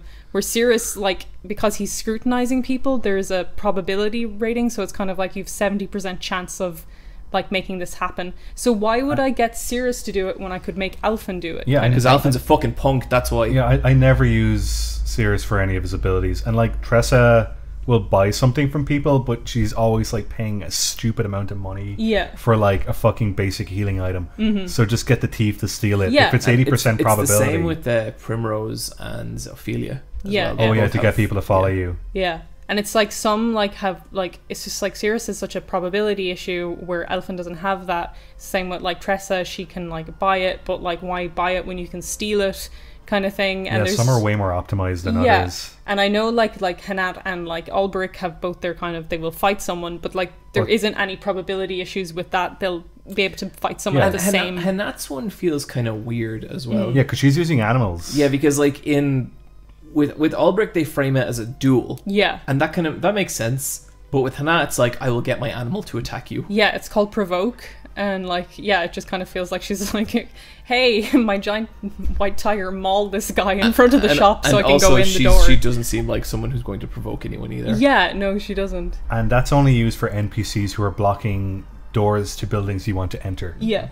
Because you can do it to other NPCs, but it doesn't mean anything unless you want to like go up a level. Mm-hmm. So it's like stuff like that's kind of like, if a big focus is on everyone having their own ability, 4 people have their ability. Like there's 4 abilities. Yeah, there's 4 abilities in this game with different flavors. Yeah. But it's also cool in the way no matter what point you start in the map with what character you collect, you will get all those 4 abilities at some stage, you know? So you're never without those abilities. But like, I mean, by the time you're like 17 hours into the game, you have all the characters, so you're kind of like, well, who do... Like when I go to a town, I go to the tavern and I switch out all, like, a Tressa for Tyrion, even though Tressa's kind of the main in my party, because I want to steal rather than use her buy option. Yeah, and then he can unlock the purple chests in certain dungeons. I have a technique as well where I only buy 4 sets of like armor, and I'll unequip and put it onto the other characters, because there's no point buying 8 sets. You just buy 4, and then the first character you pick is your main, so you can't kick them out. Yeah. But I do like some of the RPG quality of life stuff where that, like, if you go up a level, it re-heals all your HP and SP. That, yeah. So like you can have a strategy where you go into a dungeon, but you know that if you get into this many fights, you'll go up a level, so your character won't need to heal. You can push down a little bit further. It's a really, really useful strategy. Cirrus is real good for that as well, because he can turn down the battle encounters as a skill. In the Bravely games, you could really customize that stuff, couldn't Yeah. you? You could like turn up the speed of Yeah. the fights and stuff, Wow. which was just great for grinding. I'm kind of wishing it had that, but maybe the second Octopath will have it, or whatever they make after this, because they are going to keep making games like Yeah. this. Well, yeah, they've Square has taken them on, like Nintendo have taken them on, like to make it specifically like stuff for the Switch now, which is Yeah. gonna be Yeah, cool. and like, It's like a second party Yeah. developer. you know, like I have my criticisms with this game totally, but like I think it's kind of fucking cool as well, and like Yeah, I I'm haven't so glad it played exists. an Yeah. RPG like this, and I like part of me wishes there was a central narrative. Part of me really is glad they're not, because how much of that shit have you played? Like everyone ever. Yeah, and like it's got a really good thing in the menu as well, that like if you forget a certain character storyline, it's all there in the menu description, and you can read all the like bullet points Yeah. of their story so far. It's great. Yeah. One thing I don't like a little is the map. It's hard to know where you are at it, because it Yes, only kind of like it just kind of lights up the kind of the starting point I have of to rely any on like area. the signposts. a Yeah, lot. you're Yeah. looking for a lot of forks in the road and going, is this north or is this east? Yeah, Because I'm going northeast right now, and I don't know if I'm going to go above where I am in the map or Yeah, east and I've of where I am. circled around to the wrong place a couple of times. Cause Yeah, Same same here. things happen to me. And like it, but then there's some stuff that'll kind of indicate like this is a level 45 area, and you go, okay, I won't go there yeah. yet. You go into a section, and then on the like bottom end corner, it tells you the level that you should be, which is cool. It feels like if Bravely Default was like condensing all JRPG mechanics into making it even streamlined. This is making it even more so. This is even way more streamlined than Bravely, and nearly to the point where it feels like they streamlined the story. You know, Yeah. it's just like, oh, okay. Like I still think there's a lot of potential for them to do cool shit with the story later in the game, and I hope we get there. You know. I love the boss battles, and I love that the sprites are like 3 times the size. Yeah. But like they're fighting like a human, but they're just represented as like a really big obnoxious sprite. I loved that boss fight against Minerva's or not Minerva, Primrose's slaver. Yeah. Like I The dude in really the chair. wanted to The big kick the chair, shit yeah. out of Yeah, him. he's great. But yeah. I like how, like, if you're fighting just like in a duel, the NPC, because they're kind of a good NPC, will just have the little character sprite like your one. But if they're a boss like NPC, then they have the big kind of giant one, and I think that's cool. But I would love to see the Octopath Travelers as a big sprite as well, just Yeah. to see that detail, because I think it would be nice. Yeah, it'd be cool if there was like summon-esque attacks where we got that. Yeah. But honestly, one of the big things keeping me playing is I like especially the boss sprite animation, or just like they barely animate, like they kind of hop up and down. But I just think that stuff looks so cool. I get so excited whenever I'm about to fight a boss. Would you like if it did the way in the Persona games and Fire Emblem, where if characters were talking to each other, that it would have like an illustration of them? No. You just want the little sprite. Yeah. Because I think I probably would prefer an illustration. I love the illustrations of them in the menu and Yeah, stuff, and I'd yeah. love to just see like I think that's a different game, though. Like, you know, they didn't you even think have that in you Bravely. think it's relying on that old school charm Yeah, so much? yeah. you just want to keep them as sprites. Yeah. I kind of wish it was there as an option that you could toggle on and off. But that would be so much work just to toggle on and off, to have like 5 emotion like tiles for characters and stuff, because that's kind of what Disgaea does as well. It has Yeah. like the little character sprites, but it has like tile characters that change their emotion, you know. But that are more kind of Yeah. humanly purported. Well, not humanly. Although I proportioned, do but like that, but I also do stop giving a shit after about 5 hours of gameplay, because Yeah. at that point you've seen all the emotions. Like, if there is such little story, I don't think it's kind of necessary to have them. Yeah. Kind of thing. But I do get that. I would love to, like, I was drawing Cirrus and I was just like, man, there's no way to get a good look at his outfit because it's a tiny sprite, you know, and I'm kind of basing it off the illustrative art where he's like sitting down, so I can't really see what he's wearing. Yeah. But yeah, I would like to see more of them, but I don't know if I'd like. I think that's like it becomes a different game at that point, and I kind of like how old school this is kind of going. Yeah, I think that's fair. I love the voice acting. Tressa's mom is my favorite voice actor in it. She has a Minnesota accent for some reason. She sounds like a character from Fargo, where she's like, "Oh, be careful, don't you know?" I like how wildly different some of the voice acting is. Like, there's a quality bump for me. I think some people are really good. Yeah. I think other people are really not great. They probably only had like 8 voice actors, and they made a bunch of them do accents and impressions. Some people Yeah. sound like theater actors, some people sound like anime actors. Yeah, it sounds like a Yu Yu Hakusho dub. You mean it's amazing and perfect? Oh yeah, sure, then. Good Yeah. stuff. difficulty wise, I haven't died once. Really? I've died Yeah. a bunch. Yeah, I've gotten my ass kicked once or twice. But the game is auto-saving, so it's not... Yeah. Like, you really don't get fucked over. No. So it's kind of like, I don't know. I would have liked to... There'll probably be dungeons and stuff where like there's way harder challenges for me later on. But right now I'm kind of like... I feel like just the way I've been going around, I've never had to grind Oh, cool. to get where I am. How have you done many of the chapter 2 stories? I've only started the first one. Right. And I'm doing okay with it. I did one of the chapter 2s, and I actually had to stop doing it because I wasn't spec'd out correctly, and I was at the recommended level, but I was like, I need to be 2 levels above that, Yeah. because there's this particular enemy that was just like wasting my resources. I've noticed that like armor seems very significant in the game. Like you get some real massive stat boosts from armor. Yeah, and also attaching certain earrings that'll cancel out like silencing and stuff, because some enemies will just like keep pushing moves that'll affect you, and you need to like equip those to stop it from like causing confusion or paralysis or something like that. You should go back to Tessa's mom and dad's house and either steal or buy the dragon bracelet or necklace, because like it brings, after every move it will replenish your SP. So I've that on Cirrus, so every time he does a move it will bring him back SP. Wow, that's so cool. Yeah, get and there's a that. HP one. Like there's some like stuff in it that characters have where you're just like, I need that. The way I've been working it is that whenever Sirius runs out of SP, I have Therian with a share SP ability, and I also have a Therian with a steal SP. So he does like a shit ton of damage, and then he drains some of it into SP and just channels it into Sirius, and it's like you can keep going forever. What's Yeah. your party? Like, what's your kind of 4 mains? So the 4 mains I have right now are Therian, Hanat, Sirius, and Primrose. And Sirius is doubled as a warrior. Mine is Alphen as my main, and he's a great tactician to have, just because he's a healer. And then I have Hanat as like my weapon, Cirrus as my elemental weapon, and then Theron as my stat fucker. Stat fucker. Yep. He fucks with everyone. Yeah, he's great.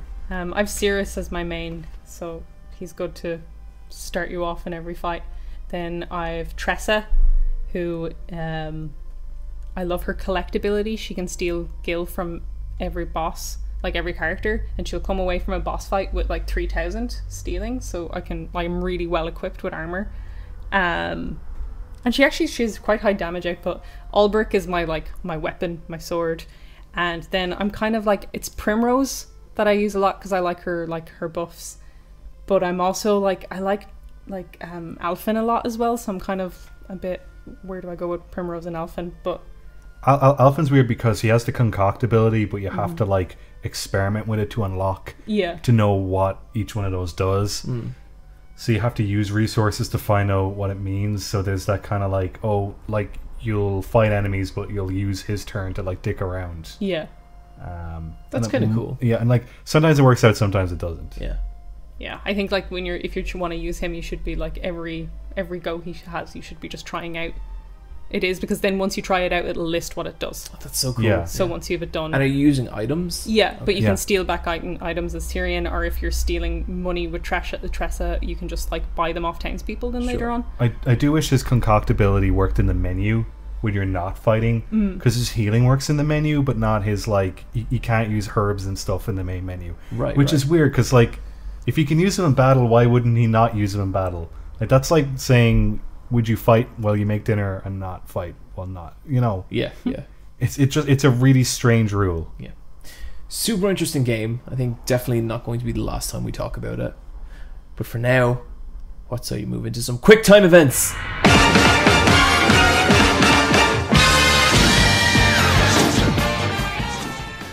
And boy, what a week for news it has been. We have some fucking hard-hitting bangers here. I hope people are sitting down, because the shit that we're going to talk about is so... There hasn't actually been that much news. No. No. We got very little. But starting things off, a little bit of news that I was super pumped to see was that there was a minimap function and a save anywhere function recently discovered in Silent Hill 2, a game that's like 15 years old. Is this in the PC version, or how did they find it? PS2. How? Okay, so you have to have the dog ending of Silent Hill 2 unlocked, which you have to unlock every other ending for. This is like the gag ending where it was the dog all along. It was little Shiba Inu who was controlling everything. He's in a little chair with like computer monitors. Yeah, all with over. computer monitors, and he's like pulling a bunch of switches and levers. And it's one of my favorite endings. It's really, really great. And so you have to have all that stuff unlocked, and then like there's a certain combination of buttons you have to press if you have the international version of Silent Hill 2, I think set to controller type 2, and you can turn on a minimap in the game, which is just bizarre. And so the development team have known this all along. I would say they've known it, but this to me sounds like a gameplay function that never made it, and this is some remnant of a debug. Wow. And then the same thing for the save anywhere function. But that actually brings up a little menu, which is... They probably had it planned, and then they were like, no, and then it's just left there. Yeah. It kind of makes sense if you beat the game, if you just want to like go to your favorite bit in the game, because it didn't have cinematics from a menu system. Mm-mm. So like if you just wanted to replay your favorite bit, you could just like get to it very quickly. Yeah. Do you guys like when you can watch the cinematics from the main menu? Like there's a little option that's like, watch all cinematics. Or do you like when you go into the game and there's a little place in the game where you can watch the cinematics? Or is that too world breaking for you? I find that really world breaking. Like I'm playing through Final Fantasy 15 at the moment, and everywhere I fucking go, there's like Ignis contest or photography contest winners. And so I'll be walking through a town and there'll be just these giant fucking photos of Ignis everywhere. Oh, really? From other people? Yep. You know the way like there's photos in the game? Yeah. Basically there's like photo contests in the game now. Oh. And so you submit photos of Ignis or Prompto or Gladio or whatever, and the winner gets them. And so I'm trying to immerse myself in the world of this game, and the game is like just showing me giant photos of Gladio or Prompto. Get that shit out of single player games. I don't like that. I don't like seeing other people's crap. That was in Assassin's Creed Origins as well. It wasn't that obnoxious because it was when you went to the map, you could see where someone, like a very liked photo was taken on the map. And you can go and look at the photo and stuff. So it was kind of out of the way, but I was just like, I don't want another icon that is someone else's photo on my map. But go away. To get back to your question, I don't like it when games get too cute with menus. I like to click on things and access them. Like I fucking hate the shit Arc System Works do with their lobbies. Yeah, it's crap that you have to like navigate as a shitty little chibi. I want a button that says fight, and then I want it to bring me a fight. Yeah. Quick matchmaking, please. Maybe if there was a bit of both. Yeah. No. I do really like playing a game and you unlock a cutscene and then it's banged to the memory in the main menu of the game. Yeah, I love that. Like I did that with the Yakuza video I made. I was able to go back to the old games and just like record all the old cutscenes. It was fucked up though because they all have an option called play all, so you can just watch the entire game as a movie, which takes like 8 hours. But in Yakuza 6 they took it out. And like I was like right up to the deadline with that video, so I had to hire someone to come to my home and click X on each individual cutscene, which took like 8 hours. And just like that's how I recorded the cutscenes from Yakuza 6. Fuck yeah. In Final Fantasy X, when you went to the theater in, was it Lucca? Can't remember where it was. That's where you would watch all the cutscenes. They were all like stored there, so you would go to the theater and watch them. And I thought that was cool, a little bit world breaking. But it was the first time I encountered it, and I was just like, that is so fucking cool. They're just trying something out. It's cute. Okay, news. Silent Hill 2, everybody. Any of this next one's for you? Yeah. I was really pumped. San Diego Comic-Con was happening over the week. Lots of announcements for your favorite animated shows, superhero movies, also just weird live action dramas. Yeah, a lot of that. Yeah. What I care about though is Star Wars The Clone Wars Season 7. Clone Wars was cancelled in 2013 and it had 5 seasons then. Then they did a 6th season that aired on Netflix the following year in 2014, but it never really finished up its story. This takes place between episode 2 and 3, so before Anakin goes off the rails. So we never That's a pretty. Hang on there. That's a pretty light way of putting it. But like it fleshes out Anakin and Obi-Wan's. Yeah. Because it is like it runs deep. And it introduces like a very popular character, Ahsoka, and she leaves the Jedi Order, and we finally get to see more of her character. These storylines were like previously fleshed out in 2 novels. I don't know if they'll be the canon of the series. I doubt it. I'd say this is going to be its own thing. But it's really cool to finally be able to go back to Clone Wars and have it finished out, like, finally. Because Clone Wars is the only thing outside of, like, the theatrical films that's part of the Star Wars canon, isn't it? Pretty much, yeah. Well, like Rebels is now as well. I think. Okay. But then the rest of it is legends. Like, it's all, abstract. Non-canon kind of stuff now. And they're kind of picking and choosing bits of each bit to kind of make into other things, kind of. But this is a really big deal for Star Wars fans and the Clone Wars fans specifically. So I was really excited to see them. Cool, good stuff. And that's literally it for news. Yup. Yeah, like there's superhero movies out, but like they showed a trailer for Glass. Do you guys see that trailer? Now, okay, is Glass? This is part of the Unbreakable universe. Oh yeah, this is the third film in the Unbreakable universe. This is from M. Night Shyamalan. Yep. Yeah. Man, M. Night Shyamalan, he got me back so hard with The Visit. I love The Visit. Yeah, it's a good film. I fucking hated Split. I think Split is one of the worst films ever made. Split too, yeah. It's so awful. It's not even as just a bad movie, just its whole kind of end thesis is just kind of gross. Like, I was just like, oh, I hate everything about this. It's just an incorrect movie. What if there was a film, or was there was a person who had mental health problems, and it's like, dun dun dun. Okay, so you guys should watch the trailer for Glass, because in it has like Bruce Willis's character, Samuel L. Jackson's character, and the guy from Split. What's his name? The actor, the guy from the first season of the James McAvoy. That's the guy. But like it shows all 3 of them, and it's Sarah Paulson like interviewing them, being like, "You guys don't have superpowers," and then Samuel Jackson's like, "Do we?" And then, but it shows snippets of it, and it keeps showing James McAvoy's character and how like his final form is the Beast, and how they're trying to present the Beast as like this fucking cool idea, but all it is it's a shirtless James McAvoy running on all 4s on the grass.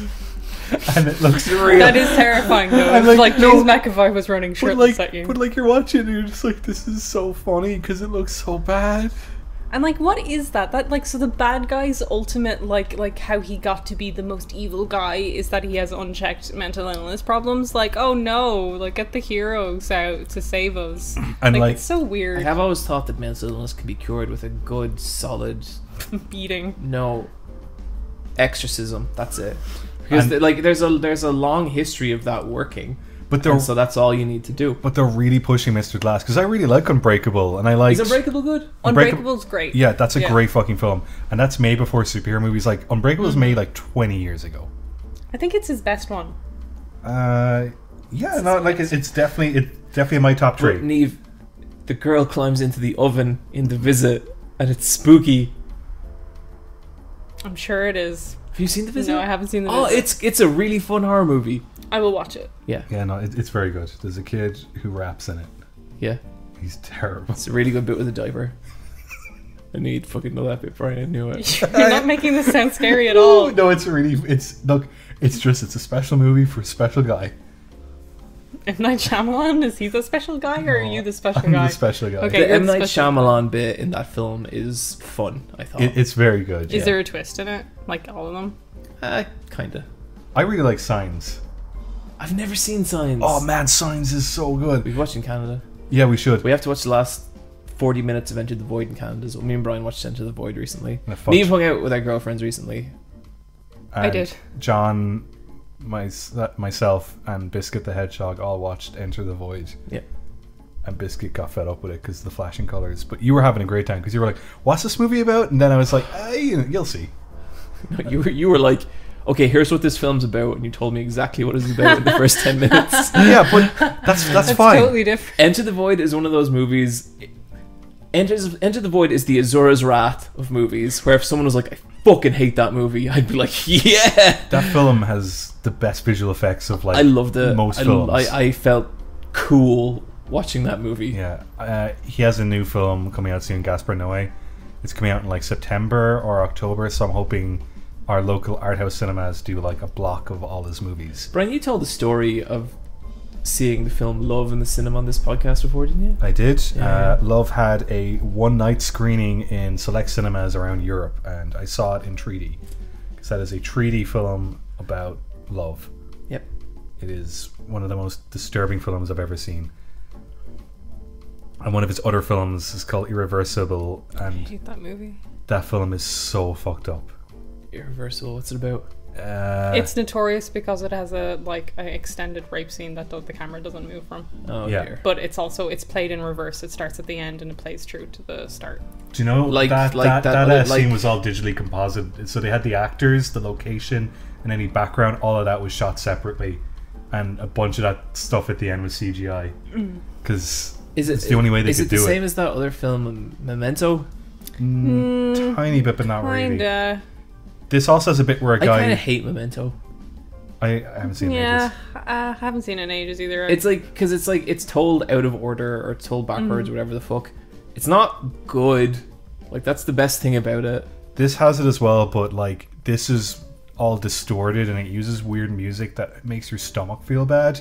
Like it uses particular notes that like make you gurgle. It's meant to make you feel sick, and it does. It's a horrible movie, and I hate it. There's a bit where a guy's face gets smashed in with a fire extinguisher. Oh god, yeah. And like the way they do it is so awful. Is there a bit where someone goes, "This situation is irreversible"?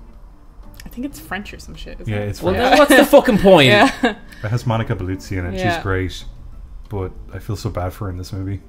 It's like it's one of those movies that I watched in college because you watch like art house films in college because everyone does that, and you're like, Yeah, for like for 3 years there, you're like, I'll check out some weird yeah, shit. and like you're watching it in a group of people, and I remember being in a group of people and being like, none of us are enjoying this. We're all watching it because like we're in fucking film college and we're watching fucking fucked up stuff. And I was like, this is a bad idea. Remember, our film teacher came in and just put on funny games. Didn't say a word. Yeah. I remember I went to my culture studies teacher put on 2001 Space Odyssey, and I think that's one of the most boring films ever made. And then we had to like think about it and write about it, and I was like, I just don't want to be involved with this film because I don't.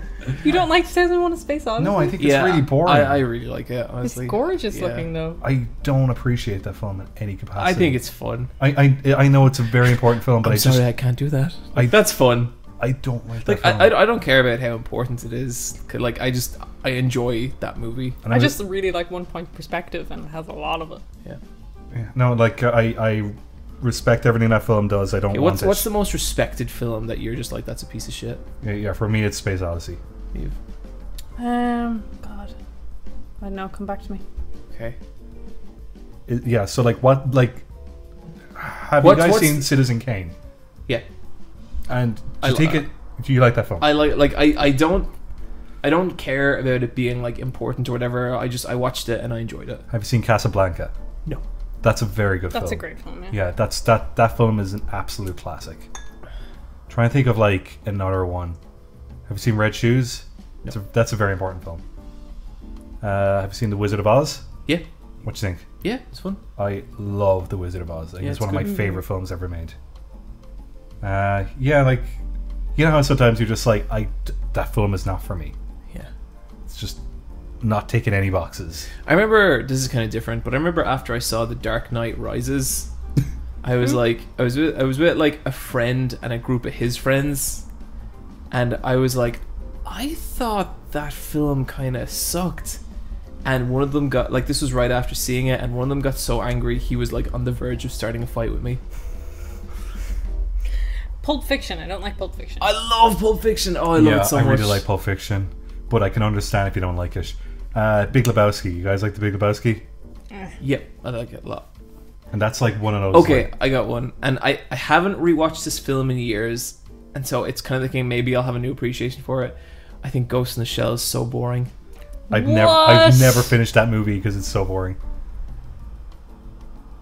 Ow, ow, ow, ow, ow, my heart. Wait, I'm recalling, Neve, like your favorite fictional character is like maybe Person Dyke. Yeah. Okay, have you watched the series? I watched the first 4 episodes and thought it was cool. Standalone And Yes. I actually also liked the second film.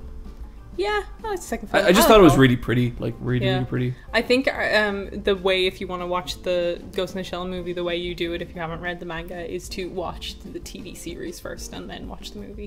Because Yeah. like, there's very little to make you give a shit about the Major or anyone in that movie apart from the movie looks cool. So I can see there's why. there's some cool looking shit in it, alright. Yeah, like, because it's kind of dense character wise, so it's kind of like, why would you care? Yeah. So I can totally get that. There's a bunch of Oscar bait films that come up that I fucking hate. Like Lincoln. Lincoln Yeah. is so boring. Oh, terrible movie. Oh, okay. Oscar films. I don't like how there was a recent trend of actresses doing like. It was like a woman who's quite affluent, but she's dealing with like a debilitating illness, and it's a character study. And there was like 4 or 5, one after another, and they were all, like, you just got fucking fed up with them. Oh god, I remember watching one of them. There was the Jennifer Aniston Chronic Pain one. There was the Julianne Moore one. Which one was Still that? Alice. Oh god, that one was so heartbreaking though, because she gave us like in Still Alice she has dementia, like and it's like rapid. Early onset dementia. Yeah, and it's That stuff like, scares the shit out it of me. really scares me. Yeah, But I'd what be so really scared of broke that. my heart, and like spoilers for Still Alice, is she gives herself an out. She knows she's gonna get so bad that she doesn't want to live that way. So she plans a way for herself to commit suicide. And when she tries to do it, she drops the pills and stuff, and she can't remember anything, so she can't remember her get out plan. And that just broke me. That is so that's fucking rough. sad. That's real rough. Yeah, it's like she can't even execute her exit kind of thing. I was like, oh no. I actually want to watch this now. That That sounds, sounds, Yeah. that sounds amazing. sounds like such a bummer. Yeah, Still Alice is amazing. And Kristen Stewart's in it as well, and she's really good. It's really sad. I love a good upsetting film. Yeah, Julianne Moore, I don't know, she can make me cry in any capacity. She just has to look at me and tear up, and I'm like, I'm down. Have you seen Personal Shopper? No. That's a sad Kristen Stewart film. I thought of another important movie I hate. What? Raging Bull. The Robert De Niro boxing movie. That fucking It's sucks. very boring. It's so boring. I think a lot of Martin Scorsese films are shite. I hate a lot of them. But then I really like the Leonardo DiCaprio money movie. What's that one called? Oh, I hate that Wolf one. of Wall Street. I hate that. I really like that Yeah, film. I enjoyed that And a lot. I have and Gangs in New York is a guilty pleasure of Only mine. boys like Wolf of Wall Street. Oh, yeah. Only It's white about boys because like it's Wolf of Wall Street. it's about we're allowed to get away with everything. Yeah. Yeah, pretty much. Which White boys unfortunately we're no longer able to now. And whose fucking fault is that? Our own. Yeah, totally. We really fucked up. We flew too close to the sun. We had too much of a good time. There's a film called $1 Billion Boys Club. Not the clothing brand, but there's a film called $1 Billion Boys Club. And it was filmed like 2 years ago, but it's only now getting a release. And it has the guy from Baby Driver and shit in it. And it's just about like 4 20-year-old guys who are all in suits, and they're all going to be like self-made billionaire men. But then Kevin Spacey plays like an older man who's like grooming them.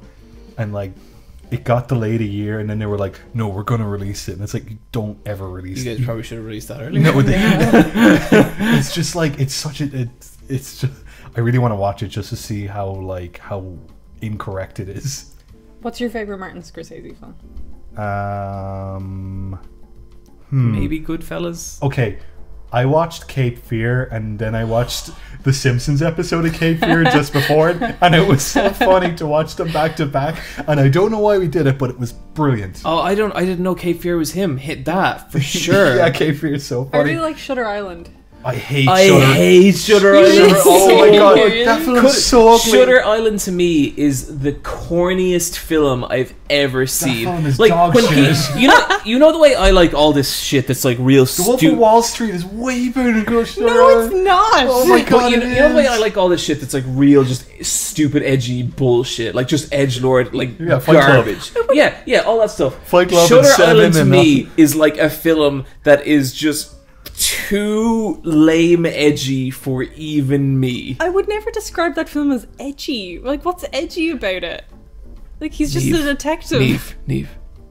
He was insane the whole time. But it was Oh, my fucking mind! But he wasn't. He was. He wasn't. That's the point. His wife murdered the kids. I don't care. That film came out 10 years ago. We could. Was it not that he was on an island and he was insane? No, they made him think he was insane. That's what that was. It was left open ended. Yeah. Oh wait, so there was no answer. So let's do an ending So he was explain insane. so we can appreciate it. The ending I took from it is that he wasn't insane. Okay, fine, but that's ridiculous. Okay, there's one good bit from Shutter Island. Okay, there's one fucking good bit in this entire movie, and this is the most I remember about it because once I saw it, my mind was like, "Get that shit out of here." I like Mark Ruffalo's ties. I've talked about this before. I don't get Mark Ruffalo. Why do people like him? I know we talked about this. He's like an ugly Paul Rudd. But why do people like Paul Rudd? Anyway, he's a handsome so Mark Ruffalo. Anyway, what's charm? I don't know what charm is. Yeah, you clearly don't. You're a fucking charisma vacuum. That's not fair. True as it may be. Just a fucking guy. What was the bit of Shutter Island that you liked? I like the bit where he's talking to the crazy woman, and there's a wide shot, and she picks up her glass to drink it. Then it's a close-up shot, and she's drinking, except the glass isn't in her hand anymore. And then it's a wide shot again, and the glass is back in her hand. That was fun. Yeah, I like that bit. That 4 seconds of that movie was pretty good, and everything else was so shit. I don't love it. It's just probably my favorite one. That or Goodfellas. Goodfellas is great. I really like the ending of I liked it. Goodfellas. Yeah. I rewatched Goodfellas on the plane back from LA last summer that we were all on, and it's very good. And I went to the Gangster Museum where they showed the ice pick that Ray Liotta's character has in the movie, and he donated to the Gangster Museum in New York, and they were like, this may or may not be a murder weapon, but maybe he's just trying to get rid of it so that the police don't search his house, but we have it. Oh, you know what? Actually, we recently watched Lethal Weapon. Oh yeah, let's talk about that. Shane Black wrote those films, who then went on to write Iron Man 3. So that's where the quippiness comes from. Interesting, because I hated Iron Man 3. And thinking back to Lethal Weapon, wasn't crazy about it. Was expecting a lot more. No, I recommend The Long Kiss Goodnight. That's the best thing Shane Black's made. Yeah. That's Gina Davis and Samuel L. Jackson. I love Gina Davis. What's your favorite David Lynch film? Mulholland Drive. Toss up between Mulholland Drive and Eraserhead. Oh, I can't watch Eraserhead. It creeps me out too much. It makes me feel sick, which I know it's its purpose, but Again, it makes me feel really 100% sick. understand that. Like, would not disagree with that one iota. I just watched that movie fucking transfixed the entire time. I do think everyone should see Eraserhead at some Yeah, point. they should, It's totally. a very important movie. Yeah. I really like Mulholland Drive, and I love Inland Empire. That I've never film- seen Inland That's Empire. brilliant. It's like 3 hours long and it's shot in mini DV. Yeah. And it's like handmade by David Lynch. Like there's footage of him like cleaning up stuff on the floor because like they didn't have enough custodial staff, that he was like on his hands and knees, Beautiful. like cleaning the movie. And it just keeps breaking your brain every 20 minutes. Laura Dern is so good on it. I think that's like her best like performance ever. I really like the synopsis for that film. It's just Inland Empire, a woman in trouble. Because that's what it is. And the way it's sort of a sequel to Mulholland Drive for some reason. Because they're making a movie that has been cursed by a Polish, like, demon. Did you see Spring Breakers, Neve? Yeah. How'd you feel about Spring Breakers? Fine. I didn't care. Fucking loved it. I love Spring Really? Breakers. Yep, Yeah, absolutely I love that loved film. Ugh. I thought it was alright. Neve, you just gotta let Spring Breakers happen, man. I did. Around me. Do you guys have a favorite Gina Davis film, though? It can't be Stuart Little. Who's Gina Davis? Yeah. She's in The Fly. You don't know who Gina Davis is? No. Brian. You guys are breaking my... She's so good. But you know I don't take in actors and shit. She's in Cutthroat Island, a film that didn't do very well. I've never heard of it. Okay, obviously, Thelma and Louise. Psh. Yeah, you yeah, go. yeah. Or let me look she's it. in Beetlejuice. She's Beetlejuice, very, that's she's my very favorite. good. The Fly. Okay, she's been in a lot of great Yeah, stuff. The Okay. Fly. Okay, The Fly is so good, and I really want to watch that with my younger brother. How? What? When we ask who's Gina Davis and you say Stuart Little, like, what's wrong with you? Like, what is wrong with you? Because I was like 10 when that movie came out, and I love it. Grey's Anatomy. No, John. God, I fucking hate Grey's Anatomy so much. I've never seen Michelle Grey's Anatomy, watches and like I don't a want ton to. of girly shit, and most of it's awesome. Project Runway is a fucking amazing show. Grey's Anatomy, Genuinely terrible. Genuinely awful. You gotta get on the boat though. For what? Grey's Anatomy. It's like Eeyore. If you just kind of No, drop in. no. Eeyore is a good show. Is it? Yes. Eeyore Because- is a genuinely good show, and I know people have bad memories of it because it came after it's like The Simpsons on Sky One or whatever. I watched a couple of seasons of Eeyore. Great. I think we've spoken about this before on the podcast. I have, and I will not fucking be silenced I like about it. Eeyore too. Eeyore's great. Grey's Anatomy sucks. And you know the worst part of Grey's Anatomy? When fucking the person dies on the operating table at the end of every episode, and then fucking soft piano music starts playing, and then fucking asshole McDoctor face starts talking over the end of it. Or Starts talking McSteamy. over the end of it, being like, "We can't win every time." Grey's is better than House. Absolutely not. Once you've seen one episode of House, you've seen every episode of House. It's with Once Sherlock you've Holmes. seen one episode of Grey's, you never watch another because it was fucking terrible. Okay. But where does Scrubs fall in this? Between Scrubs is better, better than Grey's, but worse than Eeyore. Neve, okay, when's the, But Turk. when's the last time you watched Grey's Anatomy? I watched it when it was airing. I don't know. It's still Okay, airing, isn't I it? think you should go back and watch an episode. No, I would never do that to myself. I would go back and watch an episode of House. Yeah, an episode, because then you've watched every episode. That's the problem. It's not a good Neve, serialized there's an episode thing. of House Dude. where the disease is that the boy keeps getting abducted by aliens. What you got with fucking Grey's Anatomy? Nothing. There's a lot of love triangles. Yeah. the Dr. Grey And Katherine Heigl. is awful. Katherine Heigl, a woman so Sandra rude Oh. that... Sandra Oh is good in it. Mm-hmm. But then Katherine Heigl, a woman so rude that she was not allowed to be in movies anymore. Yeah, she tanked her own career. She was so awful to people. Yeah. Which one is she? She's in Knocked Up, Yeah. And like The Wedding Dress or some shit like 27 that. Dresses. Yeah, that one. a film I have seen. She's just Me too. seemingly she was just maybe that was all just a smear campaign. Like I'd love to look into that again, but at the time it was like the story that she was just like the rudest, most horrible actress in all of all time, and she just kind of tanked her own career. Anyway, everyone, that's our video game news section of the podcast. Look, we're low on news and we get to talk about stuff that means a yeah, lot we more to said us. we are going to keep this Yeah. episode loose. I hope you're all having a good time, everyone. I know I am. Yeah, what the fuck is this? Oh, yeah, I stopped knowing a long time ago. Episode 80, the broken episode. 80.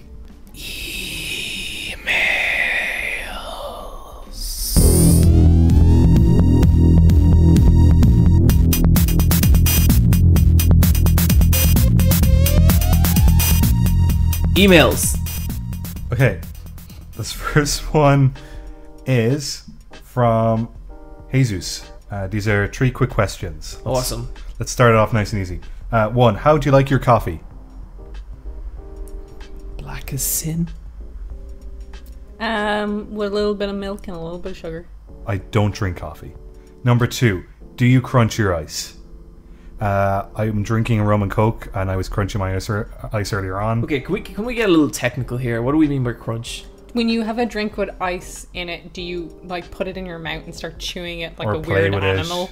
No. Yeah, me no, neither. not at all. I No, do. I leave it in the glass. Yeah, and let where it melt. belongs. Yeah, No, I'm not a baby. I like playing with my ice. I'm a baby. That's why I don't drink coffee. Imagine if you went on a date with someone and they started crunching their ice. Then you'd know they were sexually frustrated. Isn't that the thing? Oh, and they also Is that tear the up. thing? Yeah, I'm and- tearing and- off the label of my beer bottle Dude, right that's so sexually frustrated. And then people who I tear up hate it when napkins. people say that. Yeah. No, because Brian, we were in a bar before and we were tearing up napkins, and this bar staff came over and she was just like, you know, tearing up napkins is a sign that you're sexually frustrated. And we both just fucking stood there in stunned silence because we were like 19 and we didn't know what to say.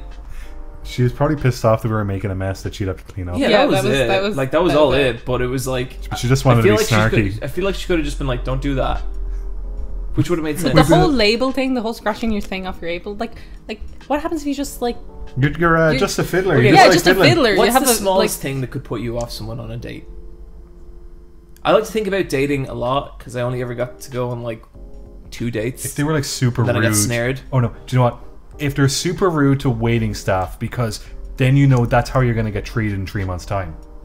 That's like Yeah. a warning sign right there. Interesting. anyone who's just like rude to like staff anyways, just like Yeah. I don't want to be around that person. The worst date I ever went on, like about like I don't know 15 minutes in, she told me she didn't like dogs. And I was like, oh no, how do I get out of this quick? I was the same for me, except she said Simpsons. It's not the same. That's more the same. No, I share my house with a dog. I don't share my house with I share my house with a very special collection of families. Brian, you're wearing a Simpsons t-shirt right now. I am, and I love it because... Like, what the fuck was I meant to be? Like, in 6 months, oh, hey, do you want to watch Who Shot Mr. Burns? What's that? Fuck off! But then you could be like, let me expand your mind. But they'll just be like, I don't get this. Yeah. With the dog thing, it was just really frustrating, because she's like, I'm afraid of them. It's like all of them, just every single dog you're afraid of. Even puppies? Yeah, it's like, no, you're not. That's a lie. Like, small yappy dogs can be scary, but you just tell them to fuck off. And then there was another girl as well who told me she hated superheroes. And I didn't like superheroes much at the time, but I was like, But why would you hate them? This is enough of an indication to know this is not going anywhere. She's not going to like the films that come out this decade, that's for sure. She's probably very unhappy now. Yeah. And then 2 months later, I met Michelle and never went on a date again. Woo! I don't know how I go on a date now. Oh my god, I'd be so fucking bad. What do you do? Do you just smile? Oh, dating's really fun because you get to grill someone about their entire life over like a 2-hour period. I'm sorry, but I'd say you're so horrible to go on like a first I date have with. had such amazing dates with people. I'm like, just lay it all out. I love playing chess on a first date because then you have a mental challenge as well as I feel so bad for those poor girls. Those poor girls. Lesbian dates are weirder than straight ones, I Yeah. assume. Okay, Also to your our dates. lesbian audience, how many times have you gotten into a chess match on your first date? I'm sure And other would you lesbian like dates to? are like... No, Neve, stop it. You're not meant to do that. I'm sure they're fairly routine. Yours are broke as fuck. I don't know what the fuck's going on.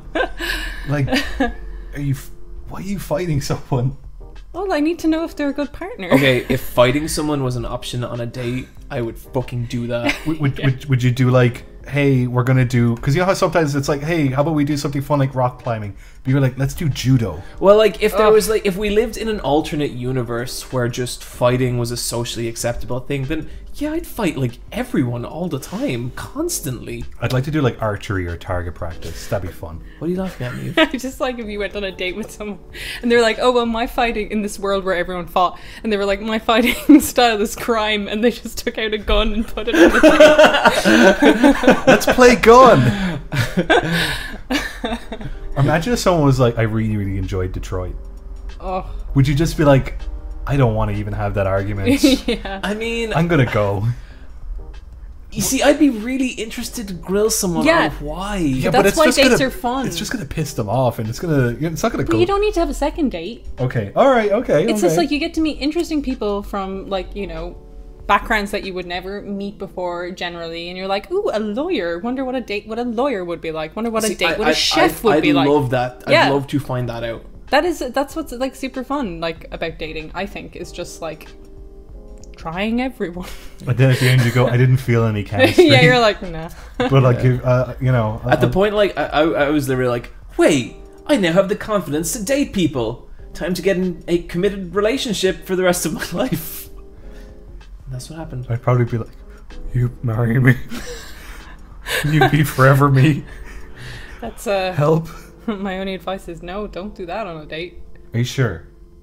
Are you sure it's not okay to be like, Yeah, I think what's it going to be like 5 is. years in the future? Yeah. What's the long-term plan here? I think the older you get, the probably more you can bring that out on the first date. Oh, I'd say You're like, I'd say am ready it could to be die. I'd say it could be that honest. Like, I'm looking for someone for the will. Just be better with a marriage license. I have run out of strong opponents. I need strong genetic material. What, Baki? Jesus. Okay, and then... Oh, wait, where did this question start? Yeah. It was from You Jesus. grunt Sorry, your not Jesus. Jesus. Jesus. I don't That's know. maybe one of the best tangents we've ever gone on. I don't know what you've done to us. And then the last one, and this is the one that's really breaking us, is how do big space... how big space do view big space people, big space, that edit sentences from the end to the beginning. And with that, we'll leave it to a mystery. And my answer to that is always. Oh, okay. 7. There you go. 3 concrete answers for you.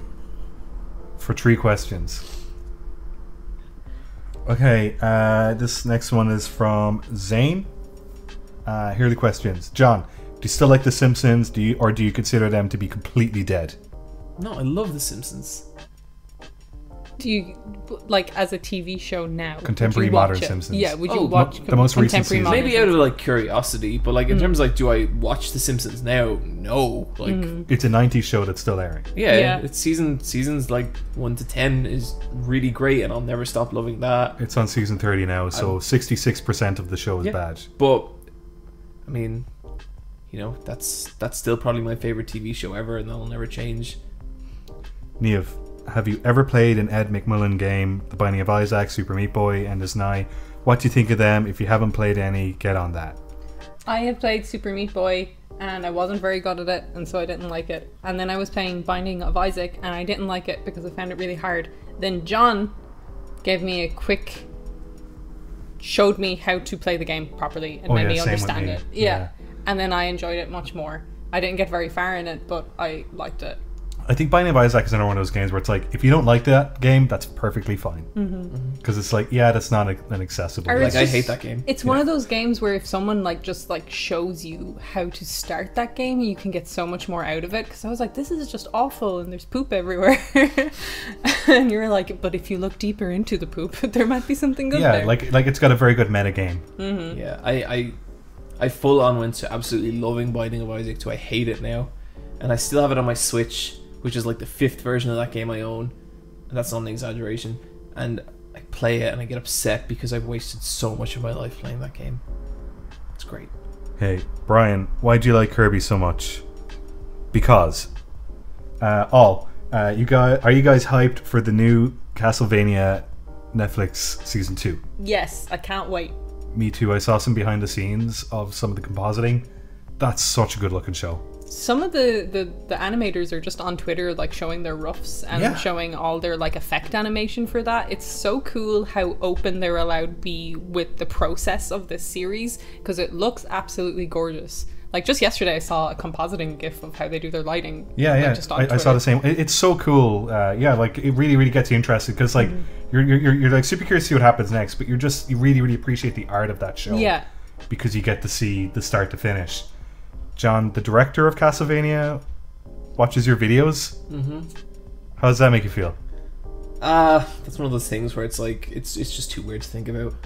But that's cool, isn't it? Because like he's an actual person actually making things. Like even if he was bad at his job, which he's not, he's actually making things, which is an order of magnitude greater than what I do. He's And not I some expect bottom feeder YouTuber. Yeah, I expect people like that to look at my videos and be like, "No, hang on, I know what's fucking this guy's doing," but they don't, and that's really strange.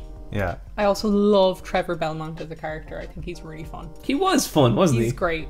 And I think the dynamic between him and the sorcerer and the sexy vampire could potentially be really cool. But yeah, I'm excited. We're all excited. Okay, Brian, you didn't give an answer to why you like Kirby. he's really, really cute, but he's also a several millennia old demigod that lives on a planet, but he just chooses to nap all day and eat sweets. Have you watched Wooly's videos? I have, yes. What the fuck? That is all true. Wait, what are Wooly's Okay, videos? so Wooly's been doing this video series, which is like the lore of Kirby. But there's an eldritch horror, and Yeah. there's like, you pull back the curtain and there's ancient gods controlling stuff. Yeah, it's really fucked up. All that's been in Kirby since the very beginning. But like, you have this merchandise Is where that it's shit about the butterfly true? partially, yeah. Because there's a butterfly in like the first Kirby game, and it's like an eldritch god, but Yep. you never realize it. Cool. That's one of the best Game Boy games. Yeah, Yeah. like it's just cool that all the merchandising will have like Kirby as a train conductor with Waddle Dee as like the guy who blows the whistle, and it just like it really just makes it seem like his world is very small, like Hello Kitty, but he is a demigod that he has these crazy fucking powers, and he can leave his planet whenever he wants and save the day, or he can have smaller adventures as well. The fact that you don't know if Kirby's a boy or a girl, like Kirby is enough of a blank canvas that you can like put your own canon onto, but then there's a loose enough fiction that you can have it if you want to or not. And some games will explore it, and other games will completely ignore it. I find the Kirby games fascinating, and they're consistently decent and released every 2 to 2.5 years, which is cool. Outside maybe Star Raid, the racing one. Yeah. I've never heard people like, and I know there's people who love that game. Yeah. But and I've actually might play a Kirby game in Canada because I know I'm going to be jet lagged. The most recent one on the Switch was brilliant for a hangover. It's very like they're real good comfort food. Okay, if all goes according to plan, we'll be hungover plenty. Yes. Okay, this is from Michelle. Hey. Thank you for listening to the podcast, sweetie. Hi, Brian with an I, Milk Girl, and Josh. Thanks. I like Nia's new thing is milk because she just really wants to drink like a big thing. So one of my milk. favorite things is sometimes we get emails where people are saying really nice things about Brian. Like they'll be like, Brian's my favorite, but they'll spell it the wrong way, and I know that pisses him off more than them saying that they're his favorite. Breaks my fucking heart. It's just you're such a lunatic over that. Yeah. So I've been listening to the podcast during my long commutes, and I've really enjoyed listening to your opinions, despite the fact that I disagree with almost all of your opinions except Brian's. How's it spelled? Oh, with an I. Michelle, I know what you're doing. And I don't appreciate it. I really respect how you three can talk about media critically without wanting to throttle each other. Huh? Well, let's just say that after recording, someone might cry. Or fight. Or fight, yeah. Mm-hmm. Someone might be a piss baby, and that's fine. Just as long as you keep it professional on the mics. Totally. Sorry for Game of the Year, I suppose. Yeah. Let's just see how we gotta pull it back a little for next game. Yeah, we gotta. Let's keep the wine a bit lower. I don't know. I feel like alcohol was our supplement for last year's Game of the Year. I think we may need to replace that with something for next Game of the Year. Yeah. Drugs. Neve, I was trying to fucking tiptoe around that. Drugs. Okay, come on. Okay, I was wondering with your recent anime adaptations of some of my old favorite mangas, such as Devilman Crybaby and Banana Fish, do you have any old series you want to see reimagined in the modern day? Crows. Crows would be good. Yeah, Crows would totally. It would work super well with like if it had like a social media backdrop to it as well. Oh yeah, that would be cool. Yeah, because it would make it much more psychological because it is about like intimidation and bullying, and it would be a way to show someone's strength if they were very, very popular online as well. Power levels are followers. Yeah. I don't think I've seen that, oddly enough. I've seen it in video games, but not in like an anime or anything. No, and it like that's such a good angle. Because that's kind of just like notoriety in One Piece. Yeah. That's bounties. Yeah, like the bounties don't mean shit at the end of the day because it's just like it shows how badass you are. Man, yeah, I'd like just a good solid battle manga set in a school with modern day conventions. I think you could do some fun stuff there. I think Crows would just be Crow Zero would just be like a perfect adaptation of that, and like all the characters are so fun looking. Like there's so much room for that. Okay, not reimagined as a modern day, but I would love to see a long form TV series adaptation of Akira. Yeah, and it's 1-for-1 with the manga, and it doesn't have to take any shortcuts, but they take their time with it. Don't do a fucking live action reboot adaptation. Couple episodes a year. Yeah, couple episodes a year, and like they really work at it. Production IG the shit out of it. You know what I'm saying? That'd be fucking incredible. I'm trying to think of something else that's kind of a classic that might kind of work with a modern context, because I did like what they did with Devilman Crybaby, because the source material is still there, but they just go and approach it from a completely different angle. There's it already has an anime adaptation, but I guess I'd love to see someone else take another pass at it, even though the last one was really good. But there's an old series called 3x3 Eyes, which I really, really love. Yeah. And it's really short as well. Yeah, it's only a couple of volumes, and it's like maybe 8 episodes, and I'd love for someone to maybe revisit that sometime. I'd love like another like OVA of Ranma Half or something. Oh, the Ranma Half OVAs are so beautiful. But like it's in like 1080p 16:9, but they use the same characters, but maybe they just like do a tiny bit more polish, but not too much, but just explore that option. And like Yu Yu Hakusho's got an OVA coming out later this year. I think that's actually pretty soon, and I really don't know how to feel about that one, because I kind of feel like that series is maybe best left in the past. Yeah. But I don't know. I guess we'll see. Oh, and I'd love an original Dragon Ball like new story, which is like Kid Goku. Did you see the Broly's coming back. Yeah. Like, I don't want that. Like, I'd No, love... I don't want that either. I just love, like, a Goku and Krillin story where it's just them as kids doing training. Broly's cool. Like, he's a cool design. And the idea that Goku isn't the legendary Super Saiyan, this absolute fucking psychopath is really cool. Outside of that, he's really not that interesting. He's a power level and that's it. Yeah. Yeah. Okay. That was a cool email. Thank you so much. Thank you so much. This last one, I'm going to hand it over to Niamh to read, if that's okay with you. Yeah, let me get it up on my phone. Okay.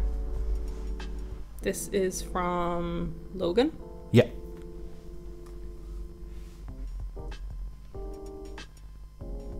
How far down is this one? That's from 2 here it days is. ago. Yeah, okay. Hello, friends. I'm still catching up on the podcast, so forgive me if you guys get questions like this all the time. So I'm in my mid-20s, and I know it's common to not know what you want to do as a career, but as I work my job I hate, listening to podcasts by lovely people such as yourselves, I want more out of a job. I want to be able to make things and do things I love. I've dabbled in web development and streaming, but eventually put them off. I have a problem to sticking to one thing, but maybe I just haven't found my thing yet. I would also love to make art or videos on subjects I like, or even voice acting, but I can never find a starting point. I have so many ideas, but I can't actually express them. As an artistic and creative people, how do you have any tips on where to start or how to focus the ideas I have into something? So we answer this question first? Yeah. Yep, sure. I would say, okay, like, it is really cool to be doing something like creative as a job, like, for sure. But I also think, like, a job eventually will always end up being a job, no matter how creative it is. You are always going to hit that Tuesday morning where you do not want to fucking do it. And so in that way, I'd say what's more important then is, like, just, you know, to be creative. And you say, like, you don't know a starting point. I feel like the thing there is, like, a starting point is anywhere. Like, if you're coming to something with no experience, there's also no expectation. And so even say something like voice acting. I've seen people take, like, a clip from anime, mute it, and do a fan dub over a scene they like and upload that to YouTube. Probably won't make you any money, it probably won't go anywhere, but the experience of doing that is going to let you know if you really love doing that or not. And if you really love doing it, keep doing it, and, like, you know, explore those communities and see who's out there and see what connections you can make. And if, you know, you like it enough, maybe that will end up going somewhere. And I think you can do that with anything. You can do that with drawing, you can do that with design, you can do that with anything. Like, you can start anywhere. So just don't be too hard on yourself and don't think about it too much, just go for it. Also, you have a lot of interests. It's hard to focus on one thing when you kind of like, I like a load of things. Yeah, you're exploring a lot of options at once. But, like, that doesn't mean you kind of have to only pick one, but you have to pick one to start with. You know, you have to pick one and then explore that, then move on from that one when you've decided that that's not the one for you, kind of thing. Yeah, even, like, maybe do out, like, a schedule or something where you're like, okay, this week you're going to be all about drawing, the next week you're all going to be all about design, the next week it's going to be all about voice acting. See which of those weeks you enjoy the most. Yeah. You know, see what you get the most out of, because I think ultimately you're going to be the most creative in the thing that you like doing the most. Yeah, for sure. Like, I think with us, with the podcast, we just sort of found ourselves doing the podcast, but it's not something we set out to do.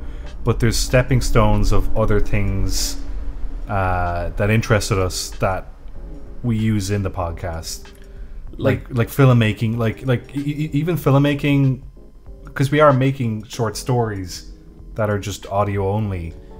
But, like, when me and Brian started, when we did our first podcast, we did like 14 episodes of the Richie Dish. Yep. Which was a podcast we did with our friend Seamus, where we discuss episode by episode the Netflix original series Richie Rich. Yep. That was never going to go anywhere, and we knew that, and we were fine with it. But I think we were both just curious to take a shot at podcasting. Yeah, and that was the perfect choice. Yeah, and somehow or another. And, like, I'm glad that no one heard it, because, like, I'm sure it's terrible now. Like, I'm sure we had no, like, improvising skills or anything like that. There's a lot of talking over. Sorry. Probably, yeah. But I'm glad we did it, and because it led to this thing that, you know, a lot of people actually listen to now, which is still really cool to me. I think what would help motivate is maybe finding people who are into the same thing you're into. Totally. Like Yep. if you want to do drawing or even web development or voice acting, like you find other voice actors online, start following them, you know, just to get like that motivation or something, or just even to see how they do their practicing. Just to give yourself ideas, because it's kind of hard when you feel isolated in an idea and you don't even have a blueprint, not even a blueprint, but just someone who is doing it there with you. Yeah. And know how to separate like the idea of being something from the practicality of it. Because like I've known a lot of people who wanted to be animators, but they didn't actually want to be animators, because being an animator is a very different thing from being an illustrator. Yeah. And so once it's good to like look at it what it actually is, and like forget about, especially really forget about being famous or like, you know, anything like that, because I think a lot of people just want to be famous. Just enjoy the skill for what it is. Like enjoy the process of creating. That's always the most fun part of this stuff. Yeah. Yeah. So part 2 of your question, I hope that was helpful in some capacity. On a more lighthearted question, is what is your favourite moment in a game, either scripted or not? One of mine would be in Fallout 4. I was doing a quest where you go to an old church and sneak around while a Deathclaw wanders around. I snuck in and made my way to the top floor, trying my hardest to avoid the mutant dinosaur that is the Deathclaw, and I managed to steal its egg for the quest. I walked out of the church and the song The End of the World by Skeeter Davis was playing, and a rad storm rolled in, making it very foggy and hard to see. I walked down the road to the location I had to get to in order to drop off the egg. On the way I saw Deathclaws on the ridge, and overall it was a very creepy experience. Apparently the rad storm, the song, the Deathclaws being around wasn't actually scripted, but it all happened by coincidence, and it was one of my favourite moments only because of all those things coming together by chance. Love everything you three do, and you bring me a ton of entertainment and joy while I listen. Keep it up. Thank you. Will do. Thank you, Logan. So what, guys? I've got 3 examples. Okay, hit us. Okay, in Paper Mario Thousand Year Door, there's one of the chapters, it's called Twilight Town, where you fight Dupless in the castle. But that whole... You end up fighting the boss of that halfway through the chapter. And something happens, and then you play out the rest of the chapter from an inverted perspective. And it's done so fucking well. Because I didn't know what was going to happen, and I held the controller in my hands for 5 minutes. And then I pressed A, and I was like, oh no. And you were in a circumstance that you realized it was going to be a pain in the ass. I think you can get more specific about that if you want. I don't want to. Okay. Your identity gets stolen. Yeah. And it turns out the ghost has become Mario, and you're just like a negative cutout of Mario. You end up befriending one of the bad guys from earlier on in the story, called Vivian, and you and Vivian get your identity back, and it's done super well. That game's so fucking awesome. I also really like when you're underground in the castle in Resident Evil 4, and the thing that's kind of like a xenomorph starts chasing you while you're trying to get the elevator. I love that whole set piece. Yeah, it's amazing. Like that's the first time I was like properly terrified by a video game. Like that bit's so fucked Yeah, up. it is. It's really scary. And then more recently in Breath of the Wild, there's a great bit where you climb up a mountain, and I encountered an ice dragon that's flying around the mountain, and I didn't know that was going to happen, but I just loved how all of that played out. It's one of my favorite bits of the game. That was kind of earlier on in the game, so it really, really captured the wonder. Sure. How about you guys? One that really stands out to me was the, I'd say, last 2 hours of Metal Gear Solid 2. Yeah. Remember, I was playing that. I got it right when it came out, so I don't know what... I was in my early teens, and like, I played a lot of games, but I'd never really played like a Kojima game before. I didn't know what his deal was. And that game is critical thinking. And when that game like starts to like invert on itself, and everyone starts talking crazy in it, and I just remember watching the Colonel being like, "Solar worm, I need scissors," and just being like, what the fuck is happening? And then when he starts being like, turn off the console, push the reset button, it was like, I'd never experienced like, I guess like any meta in fiction before, and so it was really like just incredible to me. And I always I always loved that. I always thought that was just brilliant. What do you got, Neve? Nothing's sticking out of my mind. Nothing. Whole lifetime of Just games. like I don't know. Like I don't know. I've said it before. I'll say it again. Looks like we got ourselves a fake gamer girl here. A lot of the moments where it's like where they weren't scripted was multiplayer stuff, like Halo or Destiny. Like there was a moment in Halo where I think all my team that I was with left except for one person. So it was the two of us trying to hold an area with 2 shotguns were all we had between a full team. And it was just so tense, and it was like, if people have played Halo 3, you'll know the kind of elevator map area. And it was just holding that area, and we both sucked compared to this other team, but we just managed to like scrape by all the time. We were just in the perfect place with the perfect weapons, and we were just on the edge of our seats consistently being like, there's no way we're going to win this, and there's no way we're going to survive. And we did win, and that was great. So like all my kind of favorite non-scripted moments are like always like kind of clutch moments in multiplayer where you just like don't think you're going to do it. You have someone on mic with you, and you're just both like, shit, we're never going to get through it, and it just happens. And those are always really great. I guess scripted kind of moments, there's always like those big reveals in Final Fantasy, like when you find out Sin, your dad, is a giant whale monster, and you're like, well, cool. Wasn't expecting that. Well, this complicates things a little. Like stuff like that. I guess like those big kind of reveals. But most of those moments come from multiplayer for me. Yeah. Have you ever got any good like play of the game moments in Overwatch or anything that felt very satisfying? Not what used to be. Overwatch moves so fast that not one of them sticks out in my mind, because like when you play Overwatch, you play like, I don't know, 20 games a session kind of thing. So not one of them really sticks. That's why I prefer stuff like Halo, because they're longer maps or matches where it feels more desperate nearly by the end of it. How about in Destiny? Have you ever done anything badass in Destiny where you're like, fuck yeah? I'm always badass in Destiny. Yeah, they're just all normal Neve moments. It's just consistently, you're just doing your thing. Yeah. And it just always looks good. I remember there was a moment in, like a non-scripted moment I had in Dead Rising 1. And in Dead Rising 1, the way it works is like it's the zombie game set in the mall, and you collect survivors around the mall, and if you can bring them back to your base, you save them and get like a shit ton of XP. And there was this moment where I had like 6, hadn't been playing the game for that long, but I had like 6 survivors that I was escorting. And I was like, oh my god, I have to get these guys back. And the only way I could see on the map to get back to the safe house was this big, massive, long corridor. And the corridor was just like packed with zombies. And so like I had to like fight my way through the entire pack, all the while all my 6 characters are all getting like eaten and attacked, and I have to keep saving them. And I was like running out of weapons, and then I just find another weapon, and it was like the most tense thing in the world. And then finally, after like what felt like forever, I get to the door to the safe house, but it's locked because plot events mean that they lock that door. And I was just like, we're all going to die here. And it was like a real movie moment, because I knew I was never going to be able to get all those people back through the corridor again. And it was kind of sad, but it was like cool, you know? Yeah. I do like in games of Pokemon where you kind of take a chance on a bunch of moves. Like I remember fighting against Lance, and I had used Confusion on his Dragonite, and like he was about to fucking kill me, and he used his attack and hit himself and died. Yeah. And that feels fucking good. Yeah, I've had really awesome feelings. Real like close calls, yeah, but totally. It works out. Yeah. And like it's a real gamble and the odds are against you, but it's just worked out in your favor. Yeah.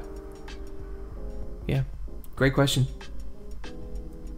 That's it for the emails. That's it for the emails. Our email address is askletsfightaboss@gmail.com. That's askletsfightaboss@gmail.com. Do email us. We love getting emails. We have a Twitter and Instagram. It's @letsfightaboss. @letsfightaboss. And we have a Patreon. It's patreon.com/LFAB. It's for you, all you Elfabbers out there. All you Elfabbers. This is a message from Elfab Prime. I hate that phrase. Why? It's so good. Oh, it's so lame. It's Neve. What? Elfabbers? Yeah. I like it. Yep. Okay. Well, Wait, what's wrong? What's wrong with it, Brian? it's not even a real word. Well, yeah, it's... Yeah, no, it's an abbreviation. Yeah. Yes. Well, what... You have to have a name for your, like... Okay, how about you guys in the boss rush? That's cool. That's some gamer fuel shit right there. I prefer Elfabers. Elfab's pretty good. Okay.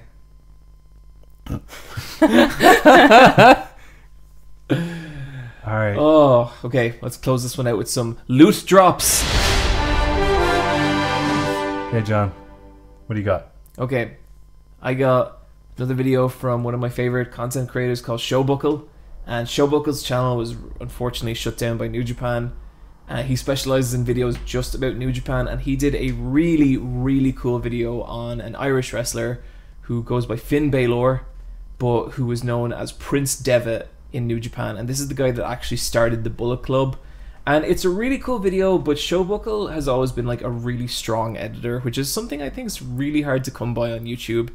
And some of the editing shit he does in this video is so cool. Like stuff I've never seen before from like a YouTube video. And I really, if you like well-made video essays, you should just check this out. It's a really good like story about like a character's kind of descent into madness, but also just a really, really well-made video. And it's great to see this guy like still uploading to Vimeo. I really wish he was on YouTube because the audience is just not going to be there on Vimeo, but unfortunately he ran into trouble. So please, I'd say support this guy, but more so it's just a really great video, so check it out. How about you, Niamh? Mine is kind of different. I don't think we've recommended a webcomic before, but it's a webcomic called Backlash from an artist called Amber Houston, also known as Bite Ghost. I really, really, really like this webcomic. It's one of those ones where every new character has such a cool design that you're like, I really want to draw this. Like, I wish I came up with that design. Backlash itself is a fantasy, adventure, sci-fi thriller about space magic and saving the world from bad guys. It's really fun. It's pretty long going now, and it's something that while you're in bed and you want something to read on your phone, it's a really good one to check out. Cool. Alright, I got 2 loot drops. One is a cat video that's 30 seconds long that I really, really like, and I've watched it 100 times. So maybe you should watch it too. Okay. I'm so sorry. And then the other one is a comparison video about Studio Ghibli films and Breath of the Wild. And they use kind of Princess Mononoke as an example of like story beats from Princess Mononoke that are kind of recreated in Breath of the Wild. And it was just a nice kind of comparison video. I thought it was good. Okay. I know Breath of the Wild is good at the start and then it becomes kind of lame at the end and we're just like, but I really wish I could replay Breath of the Wild from the start again. That's cool. That's my story. Hey, there's people who listen to this podcast that really like that game. Hey, I'm neutral on everything you just said. The ending was the worst part. It's 100% the worst part of that game. Doesn't have a story. I don't know how you can compare a story. It just set pieces. I think people make up their own story. Yeah. It seemed like the guy who made this Just video. like Octopath, Niamh. It seemed like in this video the guy was like, I was so not invested in the story that I was just looking at the world building myself and just jotting down stuff that I thought maybe this is what this is. But for all you Breath of the Wild fans out there, here's the video to validate your game. Fair enough. These guys who did it. 80 episodes in the can. That's what they say for that, right? In the can. Brian, you're a film guy. We are. When they edit films, when they have all the film reels collected, they are in film reel cans. The trash can. They just Trash dunk can. it straight Yeah, in. like, fuck this. Don't Yeah. want to work on this They anymore. actually use a thing called a bin. But it's not like a trash bin. It's like a real bin. But it was like a big physical bin because, you know, when they were editing films, it was like a big physical thing. Thanks for ruining my joke with facts. You should watch Hail Caesar. Actually, yeah, Hail Caesar's a great film. You should watch that. Okay. Francis McDormand's a very funny editor in that. Goodbye, everybody.